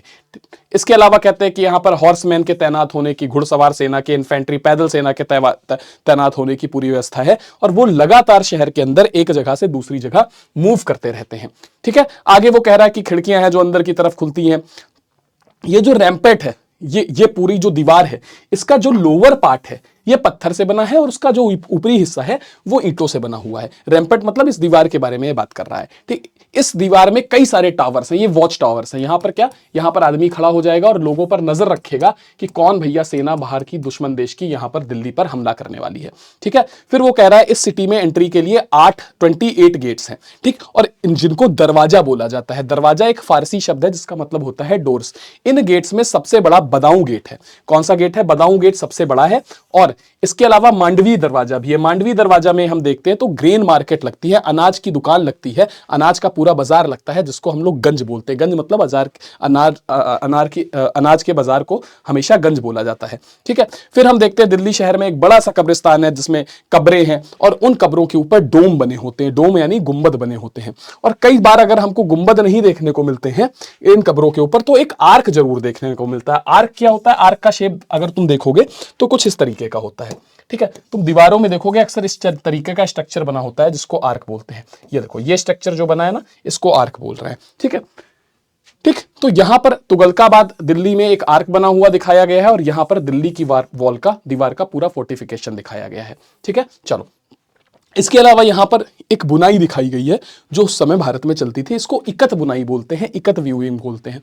तुम देखोगे आजकल हमारे घरों में जो चादर होती है, हमारे माओ की जो साड़ियां होती हैं, उसमें ये बुनाई का पैटर्न तुम बहुत ज्यादा देख सकते हो। ये उस समय सब कॉन्टिनेंट में और तुम्हारा जो एशिया है, साउथ ईस्ट एशिया है, वहां पर बहुत चल रहा था ये पैटर्न। ठीक है, इसके अलावा ये दौलताबाद के बाजार का एक जिक्र करता है ना। तो वहां पर कह रहा है कि यहाँ पर दौलताबाद के बाजार में आपको मेल और फीमेल दोनों सिंगर्स मिल जाएंगे। ठीक है, फिर हम देखेंगे यहाँ पर कई सारी शॉप है, हर शॉप के बाहर एक दरवाजा दिखाई देता है। ठीक, और ये दरवाजा जो शॉप का मालिक है, दुकान का ओनर है, उसके घर में सीधे खुलता है। इसके अलावा मैंने आपको बताया कि सेंटर में एक स्विंग होता है जहां पर फीमेल सिंगर्स बैठते हैं। शॉप के सेंटर में एक स्विंग होता है जहां पर झूला है, जहां पर फीमेल सिंगर्स बैठ रहे हैं। ठीक, फिर इसके अलावा हमने देखा बहुत सारी बातें हमने करी कि वहां पर एक डोम है, उस डोम के ऊपर से कोई राजा आ रहा है, ये सारी चीजें हमने देखी। फिर सर्वेंट और स्लेव्स होते हैं उस दुकान में। फीमेल सिंगर जो हैं वो क्राउड के बीच में आते हैं, गाना गाते। कुल मिला के इन फीमेल सिंगर्स को रखने का मकसद होता है कि वो दुकान की तरफ उनको आकर्षित कर पाए। ठीक, इस तरीके की बातें हमने यहां पर देखी। ठीक है, आगे देखते हैं हम। अब कम्युनिकेशन के सिस्टम की अगर ये जब बात करता है कि उस समय भारत का कम्युनिकेशन सिस्टम बहुत ज्यादा डेवलप था। ठीक, कैसे डेवलप था? वो उस समय की भारत के पोस्टल सिस्टम की बात करेगा इब्न बतूता। कैसे पोस्टल सिस्टम की बात करेगा, यहां पर ध्यान से देखना। और ये जो पोस्टल सिस्टम था, इब्न बतूता किसके समय में आया था? मोहम्मद बिन तुगलक के समय में आया था। मोहम्मद बिन तुगलक ने जो पोस्टल सिस्टम डेवलप किया था, उसी पोस्टल सिस्टम को बाद में शेर शाह सूरी ने मुगल एम्पायर के समय काफी रिफॉर्म किया और उसको डाक चौकी का नाम दिया। ठीक है, उस समय क्या होता था, जैसे 1 2 3 4, ठीक है, 4। अब क्या है, जैसे ये पॉइंट ए है और पॉइंट बी है, इनकी दूरी बहुत ज्यादा है। अब पॉइंट ए से पॉइंट बी के बीच में कोई लेटर जाना है, कोई मैसेज जाना है। अब यहां पर मान लो यहां से राजा रूल करता है और राजा का एक ऑफिसर या फिर उसका गवर्नर यहां पंजाब में है, राजा बैठा है दिल्ली में। तो दिल्ली से पंजाब तक राजा को अगर कोई लेटर भेजना है, कोई मैसेज भेजना है, तो कैसे भेजेगा? दिल्ली से पंजाब के बीच में क्या किया गया है, हर 1.5 किलोमीटर पर यानी 1 मील पर, हर 1 माइल पर क्या बनाई गई है, एक चौकी बनाई गई है जिसको उलुक बोला गया है। क्या बोला है? एक पोस्ट बनाई गई है। इस पोस्ट को क्या बोला जाता है? उलुक बोला जाता है। ठीक, ये क्या है? ये भी उलुक है। और 2 उलुकों के बीच में, ठीक है, अब इस पोस्ट में, इस उलुक में लोग बैठे रहते हैं। अब 2 उलुकों के बीच में 3 स्टॉप्स होते हैं, 1 2 और ये तीसरा स्टॉप। ठीक है, 3 स्टॉप। ठीक, अब क्या होगा, अब ध्यान से देखो, हर उलुक के बीच में 3 स्टॉप होते हैं, 1 2 3, यानी कि 1 माइल लगभग 1.5 किलोमीटर का होता है, 1.6 किलोमीटर का होता है।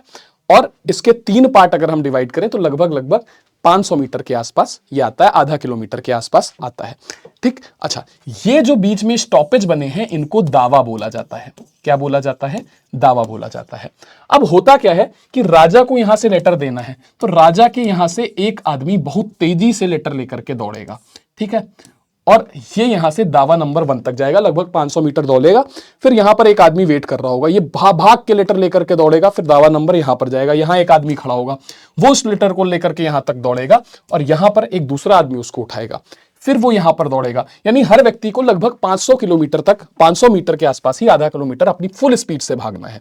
ठीक, अच्छा, उसके एक हाथ में राजा का संदेश होता है और दूसरे हाथ में एक घंटी होती है कॉपर की बनी हुई, जो उसके भागते समय बजती है। तो दावा पे पता लगता है कि कोई आ रहा है, तो दूसरा आदमी तुरंत बाहर आता है और उसके हाथ से लेकर के भागने लगता है। ये जो पोस्टल सिस्टम था, ये बहुत गजब का पोस्टल सिस्टम था। यानी कि अब यहां पर देखो क्या समझाया गया है, यहां पर आगे देखो क्या समझाया गया है। This foot post is quicker than the horse post. घोड़े से अगर आपको लेटर पहुंचाना है तो देर में पहुंचेगा, क्योंकि घोड़ा रात में रुकते हुए जाएगा, पूरा दिन ट्रेवल करेगा ना। लेकिन ये लेटर बिना रुके चलता रहता है, ये काम पूरा 5 दिन में हो जाता है। मतलब कई बार तो जो काम 10 दिन में होना है, 20 दिन में होना है, वो काम 3 से 4-5 दिन के अंदर हो जाता है। ये उसने लिखा, उस समय की डाक चौकी के बारे में व्यवस्था लिखी। बाद में हम देखते हैं कि मुगल काल के बाद में शेर शाह सूरी इसी व्यवस्था को लागू करता है। कहां पर? मुगल एम्पायर के अंदर भी लागू करता है। ठीक है, इसके बाद में वो कहता है, ये तो खैर अब्दुल रज्जाक का व्लॉग है, इसके बारे में भी बात नहीं करते हैं। फिर हम बात करते हैं कि कौन आता है भारत के अंदर। उसके बाद आता है फ्रैंकोइस बर्नियर।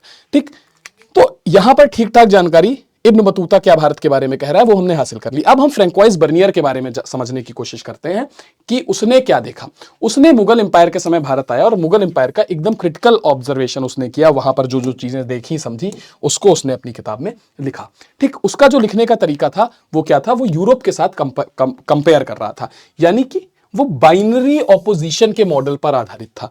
यानी वो बाइनरी का मतलब होता है दो, और ऑपोजिशन मतलब उल्टा। यानी भारत को यूरोप की व्यवस्था से ठीक उल्टा देखता था, इनवर्स देखता था कि यूरोप का जो सिस्टम है वो ठीक उल्टा है भारत के। अब यहां पर जो सबसे पहला क्वेश्चन उसने उठाया वो भारत में लैंड ओनरशिप को लेकर के उठाया। देखो भारत में जो, देखो हमको पता है कि वेल्थ का अल्टीमेट सोर्स क्या होती है? जमीन होती है, लैंड होती है। लैंड के होने से यह तय होता है कि आप कितने अमीर हो या कितने गरीब हो। ठीक, यूरोप में जो लैंड ओनरशिप थी वो पहले कैसे होती थी? ध्यान से देखो, यूरोप की लैंड ओनरशिप व्यवस्था कैसे होती थी, समझने की कोशिश करते हैं। देखो यूरोप के अंदर क्या था कि भाई ये राजा है, ठीक, ये राजा का राज्य है। अब इस राज्य को उसने कई पार्ट्स में डिवाइड कर रखा है। ठीक है, हर पार्ट्स में क्या है? राजा के फ्यूडल लॉर्ड्स हैं। हर पार्ट में राजा के फ्यूडल लॉर्ड है, फ्यूडल लॉर्ड है ना। ठीक, जो अपने अपने हिस्से पर हुकूमत कर रहे हैं। ठीक, यहां पर कई सारे किसान रहते हैं, इस क्षेत्र में कई सारे किसान रहते हैं।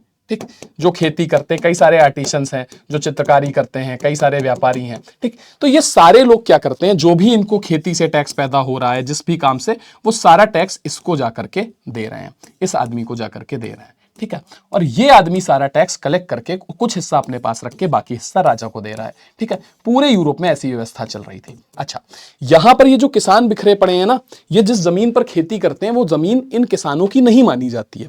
वो जमीन असल में इस लॉर्ड की मानी जाती है। इस लॉर्ड को अलग अलग नाम दिए जाते हैं। इसको तुम फ्यूडल लॉर्ड बोलते हो, कई बार इनको नाइट्स बोला जाता है, अलग अलग इनके लिए नाम चलते हैं। और जो किसान इसकी जमीन पर खेती कर रहे हैं ये दो तरीके के हैं। एक तो जिनके पास थोड़ी बहुत जमीन है वो रेंट देते हैं सिर्फ अपने मालिक को।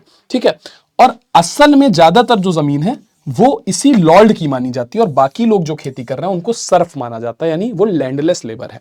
ठीक, तो यूरोप में लैंडलेस लेबर की व्यवस्था बहुत लंबे समय तक चलती रही। लोगों के पास खुद की जमीन नहीं होती थी, वो जमीन किसकी होती थी? लॉर्ड की होती थी, और उसी पर वो खेती करते थे। बाद में हम देखते हैं कि यूरोप में कई रिवॉल्यूशन आए और प्राइवेट प्रॉपर्टी का कॉन्सेप्ट आया कि लोगों के पास अपनी जमीन होने लगी। अच्छा, अब जब ये आदमी भारत आया, फ्रैंकोइस बर्नियर, तो भारत का सिस्टम भी लगभग ऐसे ही था। भारत में क्या था? भारत में यहां पर राजा बैठता था। ठीक है, और राजा ने पूरे राज्य को अलग अलग भागों में बांट रखा था। बांट क्या रखा था? हर भाग में एक आदमी उसने लगा रखा था जिसको जमींदार बोलते थे। ठीक, अब जैसे ये एक गांव है, इस गांव का मुखिया एक जमींदार है। इस गांव के सारे किसान जो खेती करेंगे, कुछ पैसा जाकर के उस खेती की कुछ उपज जाके इस जमींदार को दे देंगे। ऐसा हर गांव में होगा। उपज का एक हिस्सा जमींदार अपने पास रखेगा और बाकी हिस्सा ये राजा को दे देगा, है ना, टैक्स के रूप में। अब इसको टैक्स बोलो या क्या बोलो, यही मेजर क्वेश्चन था। अब जब फ्रैंकोइस बर्नियर इंडिया आया तो उसने इस बात को ऐसे समझा कि भारत में तो लोगों के पास अपनी जमीन ही नहीं है। ये लोग जो हैं, ये लोग तो खेती करते हैं दूसरे की जमीन पर। ठीक है, जो जमीन सिर्फ जमींदारों की है या राजा की है। तो उसने सिस्टम को बहुत खराब बताया। उसने बोला कि भारत में देखो लैंड ओनरशिप जो है, ये फंडामेंटल डिफरेंस क्या है भारत में, मुगल एम्पायर में और यूरोप में। फंडामेंटल डिफरेंस क्या है कि भारत में प्राइवेट प्रॉपर्टी नहीं होती है। जो जमीन है वो स्टेट की है और ये लोग उस पर एज अ लैंडलेस लेबर काम करते हैं, और जो भी उपज होती है उससे एक हिस्सा राजा को देते हैं जमीन पर काम करने के किराए के तौर पर। इसने इसको रेंट क्यों बोला? इसने इसको रेंट इसीलिए बोला क्योंकि इसको लगता था, ये कंपेयर किससे कर रहा है? यूरोप में। और यूरोप में एक समय ये सिस्टम चलता था, तो वो इसको यूरोप के सिस्टम से कंपेयर कर रहा है, इसलिए उसको ये लग रहा है रेंट। ठीक, अच्छा, पर बर्नियर की बात क्या सच है? क्या ऐसा सच में था? नहीं था। क्यों? क्योंकि अगर हम अकबर का जो क्या बोलते हैं रेवेन्यू मिनिस्टर है जिसका नाम अबुल फजल है, अबुल फजल के अगर वृत्तांत को हम पढ़ें तो हम पाते हैं कि वो इसको रेंट या टैक्स नहीं बोल रहा है, वो ये गांव वाले से जो उनकी उपज का कुछ हिस्सा ले रहा है उसको बोल रहा है रेम्यूनरेशन या फिर कंपनसेशन टू सवरेनिटी। ठीक है, रेम्यूनरेशन टू सवरेनिटी, यानी कि ये जो राजत्व है, ये जो राजा है वो राज कर रहा है, इन लोगों को प्रोटेक्शन दे रहा है, उसके बदले उसको पैसा मिल रहा है। यानी कि अगर हम इस चीज को देखें तो ये उपज पर टैक्स लगाया जा रहा है, प्रोडक्टिविटी पर, फसल टैक्स नहीं लगाया जा रहा है, एक तरीके से रेवेन्यू लिया जा रहा है। ठीक है, जिसको रेम्यूनरेशन ऑफ सॉवरेनिटी बोला जा रहा है। ना कि इसको लगान बोल रहे हैं, ना तो इसको रेंट बोल रहे हैं हम, ना तो हम इसको क्या बोल रहे हैं, टैक्स बोल रहे हैं। फिर आपको ये कैसे लगने लगा कि ये रेंट है या टैक्स है? ये बर्नियर को क्यों लगने लगा? क्यों? क्योंकि यूरोप में एक समय ऐसी व्यवस्था चलती थी तो उसको यही लगा। अगर असल में देखेंगे तो गांव में हर किसान की जमीन अपनी ही जमीन होती थी, बस वो टैक्स जमींदार को देता था और जमींदार जाकर के मुगल एम्पायर को देता था, इतना ही अंतर था। तो इस व्यवस्था को उसने इस तरीके से देखा। ठीक, और ये परसेप्शन सिर्फ बर्नियर का नहीं था, उस समय जितने भी यूरोपीय यात्री भारत में आए उनका सेम परसेप्शन था। इसी के अलावा अगर हम देखें तो एक फिलोसफर हुआ, इकोनॉमिक फिलोसफर, जिसका नाम था कार्ल मार्क्स। कार्ल मार्क्स ने एक प्रिंसिपल दिया, एक थ्योरी दी, जिस थ्योरी को हम क्या बोलते हैं, यहां पर देखोगे तो कहां गया, हाँ, कार्ल मार्क्स का जो प्रिंसिपल था, ये प्रिंसिपल हम देखते हैं, इसने एक प्रिंसिपल दिया था जिसको एशियाटिक मोड ऑफ प्रोडक्शन बोला गया। या इसके अलावा हम देखते हैं मॉन्टेस्क्यू, जो वहां का यूरोप का एक बड़ा पॉलिटिकल साइंटिस्ट है, उसने इसको ओरिएंटल डिस्पोटिज्म बोला। डिस्पोटिज्म का मतलब होता है निरंकुशवाद। वो कह रहा है कि राजशाही पर किसी तरीके का नियंत्रण नहीं था, जो राजा होता था वो लगातार लूटता खसोटता था जनता को। क्यों? क्योंकि बर्नियर जब यूरोप से भारत को कंपेयर कर रहा है तो वो कह रहा है कि भारत बहुत बर्बाद जगह है और भारत भिखारियों का देश है, भारत का राजा भिखारियों का राजा है, भारत में जो राजा होते हैं वो बहुत क्रूर होते हैं, भारत, और इस सब का जिम्मे वो क्या कह रहा है कि और सबसे बड़ी समस्या भारत में जो है वो है कि प्राइवेट प्रॉपर्टी नहीं है, सारी जमीन सरकार की है। तो जब सारी जमीन सरकार की है, स्टेट की है, तो भारत में सब लोग क्या हैं, या तो गरीब हैं या तो अमीर हैं। जो नोबिलिटी क्लास है, जो टैक्स इकट्ठा करती है, वो अमीर है, और जो खेती करने वाले लोग हैं वो गरीब हैं। ठीक, तो वो हर चीज की जिम्मेदारी किस पर डाल रहा है? वो इसी सिस्टम पर डाल रहा है। ठीक, एक शेर है तहजीब हाफी का, वो ये कहता है कि बाद में मुझसे ना कहना घर पलटना ठीक है, सुनने में तो यही आया है कि रास्ता ठीक है, शाख से पत्ता गिरे, बारिश रुके, बादल छटे, मैं ही तो सब कुछ गलत करता हूं। अच्छा ठीक है, यही कह रहा है बर्नियर। वो कह रहा है जितनी भी प्रॉब्लम्स हैं उसका रीजन एक ही है, प्राइवेट प्रॉपर्टी। भारत में लोग गरीब हैं, भारत की हवा खराब है, वो सब रीजन एक ही है कि राजा लूटपाट करता है, प्राइवेट प्रॉपर्टी। तो जब उसके ट्रैवल अकाउंट्स विदेशों में वहां के विद्वानों ने पढ़े, जैसे कि मॉन्टेस्क्यू ने पढ़ा, तो मॉन्टेस्क्यू क्या कह रहा है? मॉन्टेस्क्यू ने इस बात को सही जाना और उसने इसको ओरिएंटल डेस्पोटिज्म बोल दिया।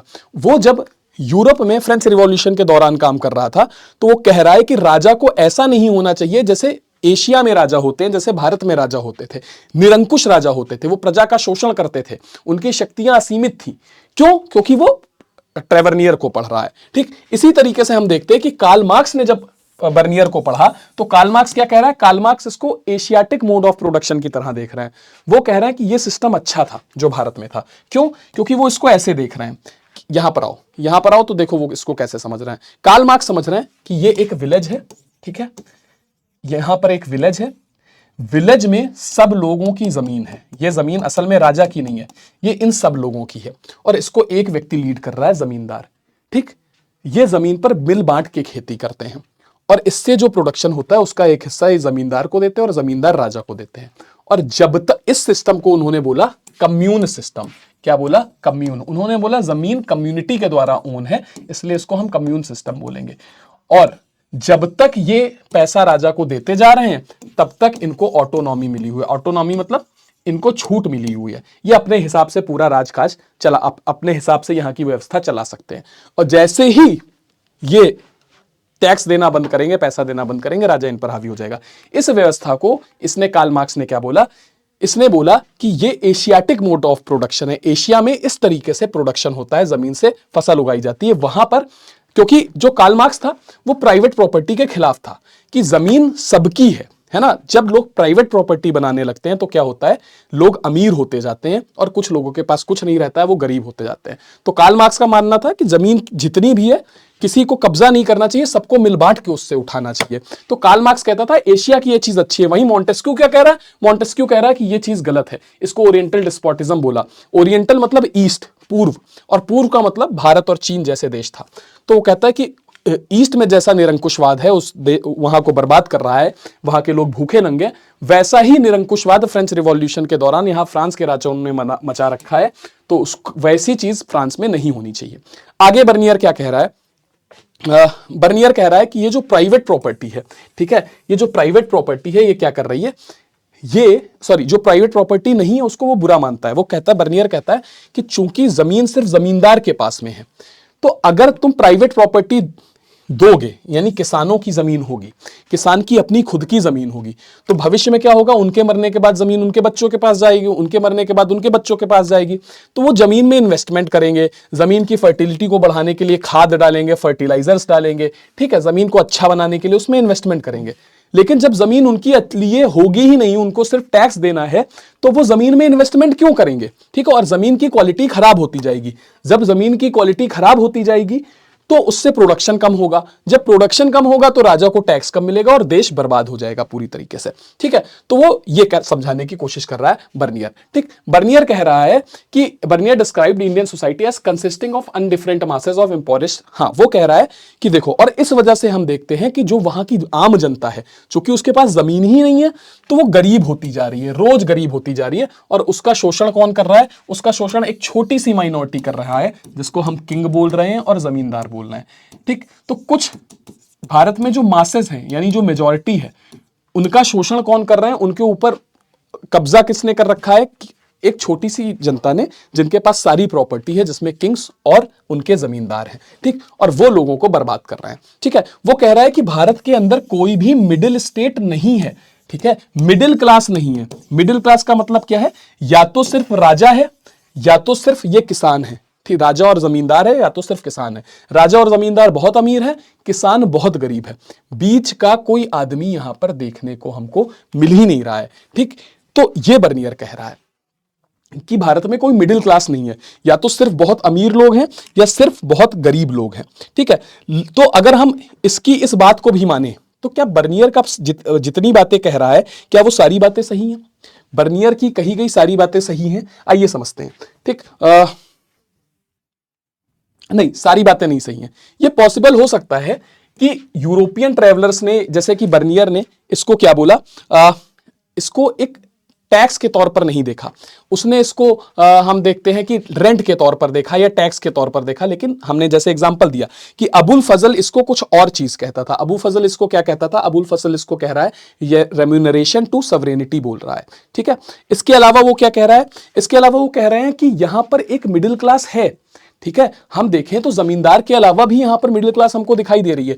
कुछ छोटे किसान हमको दिखाई दे रहे हैं, जिनके पास छोटी छोटी भूमि है, जो आगे की क्लासेस में हम पढ़ेंगे। हम देखते हैं कि कई बार हमको ऐसे किसान दिखाई दे रहे हैं जो बहुत ज्यादा उत्पादन नहीं कर रहे हैं, लेकिन इतना उत्पादन कर रहे हैं उनके परिवार का काम चल जा रहा है, उनकी आजीविका चल जा रही है, जिसको सबसिस्टेंस प्रोडक्शन बोलना है ना। तो वो कह रहे हैं कि मिडिल क्लास है, बर्नियर को नहीं दिख रही होगी। आगे क्या हमने देखा कि मुगल डॉक्यूमेंट्स में हमने अबुल फजल के डॉक्यूमेंट का जिक्र कर ही दिया है, वो सारी चीजें, ठीक है। तो हो सकता है, अब इसका एक रीजन ये भी है कि ये शायद इसको टैक्स या फिर रेंट इसलिए बोलते होंगे कि ये जो रेवेन्यू डिमांड होती थी, है ना, जो मैं बता रहा हूं कि जिसको हम रेम्यूनरेशन बोल रहे हैं, रेम्यूनरेशन टू सवरेनिटी बोल रहे हैं, ये बहुत ज्यादा हाई होता था। तो इतना हाई होने की वजह से शायद इसको ये लोग टैक्स बोल रहे हो या टैक्स बोल रहे हो या रेंट बोल रहे हो। लेकिन अगर वो ऐसा कह रहे हैं कि एकदम प्राइवेट प्रॉपर्टी नहीं थी, तो हम देख पा रहे हैं, जो हम आगे चैप्टर में पढ़ेंगे, कि छोटे मोटे किसान भी भारत के अंदर उस समय देखने को मिल रहे थे, ठीक है। तो 16th और 17th सेंचुरी में जितने भी यूरोपियन ट्रैवलर्स आए, उन्होंने हमेशा यही माना, इस चीज को देख करके, बर्नियर के अकाउंट्स को एक तरीके से बेसिस मान करके उन्होंने भारत का मूल्यांकन ऐसे ही किया कि भारत एकदम दरिद्र देश है, भुखमरी में डूबा हुआ देश है, क्योंकि भारत में प्राइवेट प्रॉपर्टी का कॉन्सेप्ट नहीं है, ठीक है। चलो, अब आगे बर्नियर यूरोप के लोगों को भी एक वार्निंग देता है, क्योंकि यूरोप में उस समय हमने देखा कि पहले यूरोप में भी प्राइवेट प्रॉपर्टी का कॉन्सेप्ट नहीं था, धीरे धीरे आ रहा था, है ना, धीरे धीरे लोगों के पास जमीन होने लगी, राइट टू प्रॉपर्टी आया फ्रेंच रिवॉल्यूशन के बाद। तो हम देखेंगे कि बर्नियर वहां के राजाओं को वार्न कर रहा था कि देखो, मुगल मॉडल के हिसाब से अगर चलोगे तो तुम भी वैसे ही बर्बाद हो जाओगे जैसे उन्होंने अपने देश को कर रखा है। ठीक है, उनका जो किंगडम है वो बहुत अच्छे से कल्टीवेटेड नहीं हो, उनकी जमीन बहुत उपजाऊ कभी नहीं हो पाएगी। ठीक, क्यों? क्योंकि वहां के लोग कभी बहुत अच्छे घरों में नहीं रह पाएंगे, खूब अमीर नहीं हो पाएंगे, कभी खूब फ्लरिश नहीं करेंगे। क्यों नहीं करेंगे? क्योंकि वहां पर जो जमीनें हैं उस पर ध्यान ही नहीं दिया जा रहा है। क्यों? क्योंकि प्राइवेट प्रॉपर्टी नहीं है। ठीक, जब किसान के पास उसकी जमीन ही नहीं होगी तो वो उसमें इन्वेस्टमेंट क्यों करेगा उसको अच्छा बनाने के लिए? तो कह रहा है अगर तुमको भी यही देखना है, हमारे राजाओं को भी ऐसी सिचुएशन देखनी है। ठीक है, हमारे किंग्स जो हैं वो रिच हैं, पावरफुल हैं। ठीक है, और हमको ये समझना चाहिए कि अगर हमको उस स्थिति में नहीं पहुंचना है, भारत की जैसे बारबेरियन स्थिति है, वो लोग एकदम बर्बाद लोग हैं, है ना, खूब उसने उल्टा सीधा बोला। ठीक, तो हमको भी प्राइवेट प्रॉपर्टी का कॉन्सेप्ट इंट्रोड्यूस करना पड़ेगा। वो कह रहा है we should find the great cities and the great boroughs rendered uninhabitable because of इलियर। भारत रहने लायक जगह नहीं, वही शाख से पत्ता गिरे, बारिश रुके, बादल सटे, मैं ही तो सब कुछ गलत करता हूं। अच्छा ठीक है, वो कह रहा है भारत की हवा खराब है, शहर बर्बाद है पूरी तरीके से, और इस सब का रीजन क्या है? इस सब का रीजन एक ही है, रीजन ये है कि भारत में प्राइवेट प्रॉपर्टी को परमिशन नहीं दी जा रही है। आगे की कहानी देखते हैं। ठीक है, आगे की कहानी देखते हैं। ठीक ठीक है, तो his description occasionally hints at a more complex social reality. अगर हम बर्नियर को देखें, वही सारी बातें मैंने जो करी कि भाई उसके अगर हम इंस्क्रिप्शन को देखें, उसके हम राइटिंग को देखें, तो वो एक ज्यादा कॉम्प्लेक्स, इस चीज के अलावा जो वो कह रहा है उसको ना माने तो जो हमको रियलिटी दिखती है वो थोड़ी सी अलग है। जैसे कि मैंने एग्जांपल दिखा दिया कि भाई उस समय कुछ जमींदार थे जो मिडिल क्लास में आते थे, या कुछ किसान थे जिनके पास थोड़ी जमीनें थी, कुछ किसान थे जो सिर्फ सब्सिस्टेंस प्रोडक्शन करते थे। तो ऐसा नहीं था कि जितनी बातें वर्लियर कह रहा है वो सारी चीजें सही हैं। ठीक है, चलो आगे बाकी सारी बातें हम कर चुके हैं कि दुनिया भर से व्यापार होता था, यह व्यापार सोने के बदले में, चांदी के बदले में किया जाता था, है ना, ये सारी चीजें हम कर ही चुके हैं, ये सारी बातें कर ही चुके हैं। अब आते हैं हाँ, कुल मिला के कि देखो, जैसे उसने लैंड रेवेन्यू के केस में बात करी, वैसे ही उसने यहां पर औरतों की स्थिति के बारे मर्चेंट्स के बारे में, व्यापार के बारे में भी ओवर सिंप्लीफाइड सा व्यू दिया। उसने कहा देखो, उस समय जो व्यापार थे ना, उसने कहा कि भारत के लोगों का व्यापार बहुत अच्छा नहीं है, और ही सजेस्ट, देखो यहां पर अगर पढ़ोगे ना, he suggested that they did not have a viable social and economic foundation but were dependent on the imperial patronage. Bernier क्या कह रहा है कि वहां के जो आर्टिसंस थे, ट्रेडर्स थे, वो कभी उनका ट्रेड फल फूल नहीं सकता, उनका शिल्प, उनकी आर्ट कभी फल फूल नहीं सकती। क्यों? क्योंकि जितना वो पैसा कमा रहे हैं ट्रेड से, व्यापार से, वो पूरा तो टैक्स ही दे देना है राजा को, और राजा कभी उनको हेल्प नहीं करता है उनको पैट्रोनेज देने में, उनको आगे बढ़ाने में। तो यही बात कही जा रही है कि ये पिक्चर भी आधी अधूरी पिक्चर है, जैसे उसने लैंड ओनरशिप के केस में कही। अगर पूरी पिक्चर देखें तो हम पाते हैं कि भारत में प्रॉपर फ्लरिशिंग व्यापार होता था। बर्नियर कह रहा है कि भारत के जो टाउन्स हैं वो बहुत छोटे टाउन्स हैं। अब उसने देखा कि यूरोप से भारत में उस समय 15% पॉपुलेशन जो है वो टाउन्स में रह रही है, शहरों में रह रही है, जो उस समय के यूरोप से बहुत ज्यादा है। टाउन्स में रहने का मतलब क्या है? वो जगह डेवलप है। अब बर्नियर कैसे माने कि भारत ज्यादा डेवलप है? तो वो क्या कह रहा है कि अरे ये जो टाउन्स है ना, ये एक तरीके से कैंप टाउन्स हैं। जब राजा लोकल लोगों की बातें सुनने के लिए वहां पर आता है तो वहां पर एक तरीके से रातों रात शहर बन जाता है, क्योंकि कई सारे लोग आते हैं। जब कई सारे लोग आते हैं तो वहां पर कई सारी दुकानें लगती हैं और ऐसे वहां पर शहर बन जाता है। लेकिन जैसे ही राजा वहां से दूसरी जगह जाता है, जैसे ही राजा का कोर्ट वहां से हटता है, ये कैंप टाउन्स गायब हो जाते हैं। ठीक है, तो ये जितनी भी बातें थी बर्नियर की, ये बहुत हल्की पिक्चर दिखा रही हैं, क्योंकि उस समय अगर हम भारत में देखें तो वहां पर port towns, trading centres, manufacturing cities, ये सारी चीजें उस समय के भारत में मौजूद थी। Even religious centres, religious cities, ये सब बहुत बड़े बड़े शहर थे। तो बर्नियर की ये बातें भी हमको थोड़ा थोड़ा फालतू दिखाई देती है। इसके अलावा वो जो व्यापार पर कॉमेंट करता है, तो अगर हम व्यापार भी देखें तो बहुत गजब का व्यापार था। अगर हम देखें तो भारत में जो पश्चिमी इंडिया है वहां पर पूरी पूरी मर्चेंट कम्युनिटीज होती थी, और वो आपस में एक ग्रुप बनाती थे जिसको गिल्ड्स बोलते थे या श्रेणी बोलते थे। कई बार इस श्रेणी का जो हेड होता था वेस्टर्न इंडिया में, गुजरात महाराष्ट्र में, उसको महाजन बोलते थे, और इनका जो हेड होता था उसको सेठ बोलते थे, है ना। तो ये पूरी चीजें बहुत ज्यादा बेहतरीन तरीके से दिखाई देती हैं हमको। इसके अलावा अगर हम बात करें तो इब्न बतूता अब विमेंस की स्थिति क्या थी इसके बारे में इब्न बतूता बहुत अच्छे से लिखता है। ठीक है, भारत में जो सोशल स्ट्रक्चर था वहां पर कुछ कई बार दास हमको देखने को मिलते हैं, स्लेव्स देखने को मिलते हैं, कई बार भूमिहीन मजदूर देखने को मिलते हैं, और औरतों की स्थिति के बारे में भी उसने बात की है। वो कहता है इब्न बतूता जब सिंध पहुंचा तो उसने कहा कि उसने कई सारे हॉर्सेस, कैमल्स और स्लेव्स, गुलामों को परचेज किया जिससे वो मोहम्मद बिन तुगलक को ये गिफ्ट दे सके। यानी उस समय भारत में स्लेव सिस्टम चलता था, दास प्रथा चलती थी और गुलाम को खरीदा बेचा जाता था।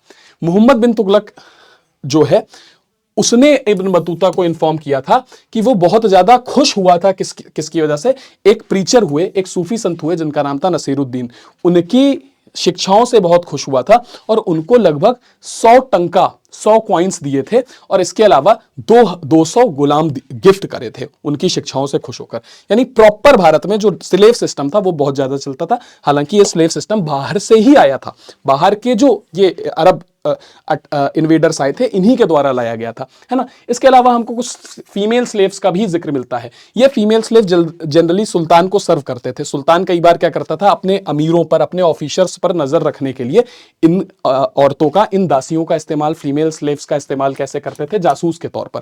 ये उनके घरों में इनको लगा देते थे और वो उनके घरों पर नजर रखती थी इन अमीरों पर। ठीक है, स्लेव्स का इस्तेमाल जनरली डोमेस्टिक लेबर के तौर पर ही किया जाता था, बहुत महंगे होते नहीं थे। कई बार पालकी उठाने के लिए कहारों के तौर पर इस्तेमाल किया जाता था, है ना। तो बहुत महंगे होते नहीं थे और जो परिवार इनको अफोर्ड कर सकता था वो परिवार इन स्लेव ट्रेडर्स को रखता था। ठीक, अगर उस समय के यूरोपियन ट्रेवलर्स की नजर से देखें तो उन्होंने ये दिखाया है कि वेस्टर्न और ईस्टर्न सोसाइटी का जो डिफरेंस है उसको मार्क करने के लिए उन्होंने विमेन का सहारा लिया है। क्यों? क्योंकि इससे ही वो थोड़ा सुपीरियर दिखाई दे रहे हैं। क्योंकि विमेन में हमारे यहाँ एक बहुत बड़ा काला धब्बा था जिस प्रथा को हम बोलते हैं सती प्रथा, है ना। तो सती प्रथा वहां पर चलती थी, जिस सती प्रथा के बारे में इब्न बतूता ने एक एग्जर्प्ट लिखा है उसकी यात्रा वृत्तांत से। वो कहता है कि लाहौर में मैंने देखा कि एक 12 साल की बहुत खूबसूरत सी लड़की है जिसको सेक्रीफाइस किया जा रहा है, जिसको उसके पति की मृत्यु के बाद उसकी चिता पर मरने के लिए मजबूर किया जा रहा है। मैं इस चीज को रोकना चाहता था पर मैं रोक नहीं पाया। ठीक है, ये जो छोटी सी बच्ची है ये पहले ही, मरने से पहले ही मरी हुई दिखाई दे रही है ना। बहुत पेन में है, बहुत दर्द में है। एक बूढ़ी औरत ने उसको अपनी आस्तीन के बगल में दबाया हुआ है और उसके आसपास कुछ ब्राह्मण पुजारी उसको घेर के खड़े हुए हैं, है ना। और यहां पर देखने को मिल रहा है कि अब उसका जीवन बनने की कोई आशा नहीं है और मैं वहां पर इस चीज को रोक नहीं पा रहा हूं। इसके अलावा उसने सती प्रथा के बारे, स्लेव विमेन के बारे में क्या लिखा है, वो लिखता है कि it is the habit of emperor. Emperor की आदत है कि वही चीज अपने नोबल्स के घर में औरतों को रखवाता है, उन पर नजर रखने के लिए रखवाता है, ये सारी चीजें उसने कही। ठीक, लगभग आपका चैप्टर खत्म हो गया है। अब यहां पर हम कुछ एक्सेप्ट देख लेते हैं जहां से आपके क्वेश्चन और बन सकते हैं। ठीक है, ये एग्जप्ट के बारे में भी हमने बात कर ली। मोटा मोटा हमने सारी चीज़ों के बारे में तो बात कर ही ली है। जितने मेजर एग्जप्ट हैं जहां से क्वेश्चन आ सकता है वो तो हमने सारी बात कर ही ली है। द सिस्टम ऑफ 4 वर्णास भी हमने बात कर ली है। अच्छा, a language with an enormous range, इसके बारे में भी हमने बात कर ली है कि वो बता रहा है, अरबिक को कंपेयर कर रहा है संस्कृत के साथ अलबरूनी, ये सारी बातें हम कर चुके हैं, है ना। The creation of circulation of ideas about India, अच्छा एक ये हो गया। चलो यहां पर जो इंपॉर्टेंट एग्जर्प्ट हैं एक बार हम उनको देख लेते हैं, उसके बारे में हम लोग बात कर देते हैं। ठीक है, 1400 से 1800 के बीच में हम देखते हैं कई सारे विजिटर्स आए और उन्होंने कई सारे ट्रेवलॉग्स लिखे पर्शियन भाषा में यानी फारसी भाषा में। उसी समय हम देखते हैं कई सारे सेंट्रल एशिया से, ईरान से और ऑटोमन एम्पायर से विजिटर्स भारत में आए और उन्होंने भी अपने एक्सपीरियंसेस लिखे। इन राइटर्स ने अल बरूनी हो गया, इब्न बतूता हो गया, उनके फुटस्टेप्स को, उनके पदचिन्हों को फॉलो किया और इन अर्लियर ऑथर्स के अकॉर्डिंग ही लिखा। जिसमें से बेस्ट नोन है अब्दुल रज्जाक समरकंदी, जो साउथ इंडिया गया था। कब? 1440s के आसपास हम देखते हैं साउथ इंडिया में कहा गया था, विजयनगर एम्पायर में गया था। ठीक है, उसके बाद हम देखते हैं तो 1620s के आसपास महमूद बाल्खी नाम का एक ट्रेवलर आया। ठीक, और शेख अली हाजिन नाम का ट्रेवलर आया जो 1740s के आसपास इंडिया आया। इन ऑथर्स में से कुछ बहुत ज्यादा इंडिया से खुश हो गए थे, खासकर महमूद बाल्खी की बात करी जाए। ठीक है, और महमूद बाल्खी तो कुछ समय के लिए सन्यासी भी बन गया। इतनी ही बात यहां से इंपॉर्टेंट है, अगर क्वेश्चन आएगा तो आ जाएगा। ठीक, इसके अलावा हम देखते हैं कि यहां पर बर्नियर लिखता है कि उसको एक बार कश्मीर यात्रा में जाने का मौका मिला, तो मुगल दरबार में मुगल आर्मी के साथ उसको जाने का मौका मिला और किस तरीके से उसको कुछ सारे तुर्कमान घोड़े दिए गए जो उस समय की प्रथाएं थी। उसके साथ में एक नौकर चल रहे हैं जो आगे आगे फ्लास्क ऑफ वाटर लेकर के चल रहे हैं। इस पूरी चीज को तुम यहां से पढ़ सकते हो, एक बार पॉज करके पढ़ लेना। हमने डिटेल में खूब सारी चीजें यहां पर डिस्कस करी हैं। हाँ, इसके अलावा हम एक वाइड स्प्रेड पॉवर्टी के बारे में बात करते हैं। हमने देखा कि बर्नियर के आने के बाद जितने भी यूरोपियंस आए उन्होंने भारत को नीची निगाहों से ही देखा। चाहे हम पल्सार्ट की बात करें, जो कि एक डच ट्रेवलर्स था, वो लगभग 18 सेंचुरी के शुरुआती सालों में 17 सेंचुरी के शुरुआती सालों में भारत आया था, और उसने लिखा कि वो भारत में पॉवर्टी को देख करके, बढ़ी हुई गरीबी को देख करके बहुत शॉक्ड है। ठीक है, यहां पर लोग बहुत मुश्किल लाइफ जीने को मजबूर हैं। ठीक है, और उसने बोला कि अब देखो ये लगभग वही बातें कर रहा है जो बर्नियर कर रहा है। ठीक है, इसका जो परसेप्शन है वो बर्नियर के परसेप्शन से किस तरीके से परसेप्शन चीजों को बदल देता है, वो ये चीज दिखा रहा है कि वो भारत के लोगों को कह रहा है कि लोगों के पास पेट भरने तक के लिए खाना नहीं है ना, जबकि ऐसी सिचुएशन नहीं थी। जो हमने देखा कि मिडिल क्लास के लोग भी वहां पर दिखाई पड़ते थे। ठीक, तो कुल मिला के हमने पर्याप्त बातें आज कर ली हैं आज की क्लास में, जो कि आपके इस लेक्चर को समझने में, और यहां से इसके बाहर मुझे नहीं लगता और जो एक्सेप्ट हैं वो इतने इंपॉर्टेंट नहीं रहे। हालांकि मैंने उसको स्लाइड में रख लिया था ताकि आप लोग एक बार उसको पॉज करके पढ़ जरूर लें। आज की क्लास में इतनी बातें पर्याप्त रहेंगी। 2 घंटे के अंदर की क्लास रही आज ये। यहां से आपके प्रश्न बन सकते हैं। बाकी की बातें हम डिटेल में करेंगे, नेक्स्ट क्लास में करेंगे। आज की क्लास में इतना ही, बाकी की बातें नेक्स्ट क्लास में। Thank you so much. जय हिंद।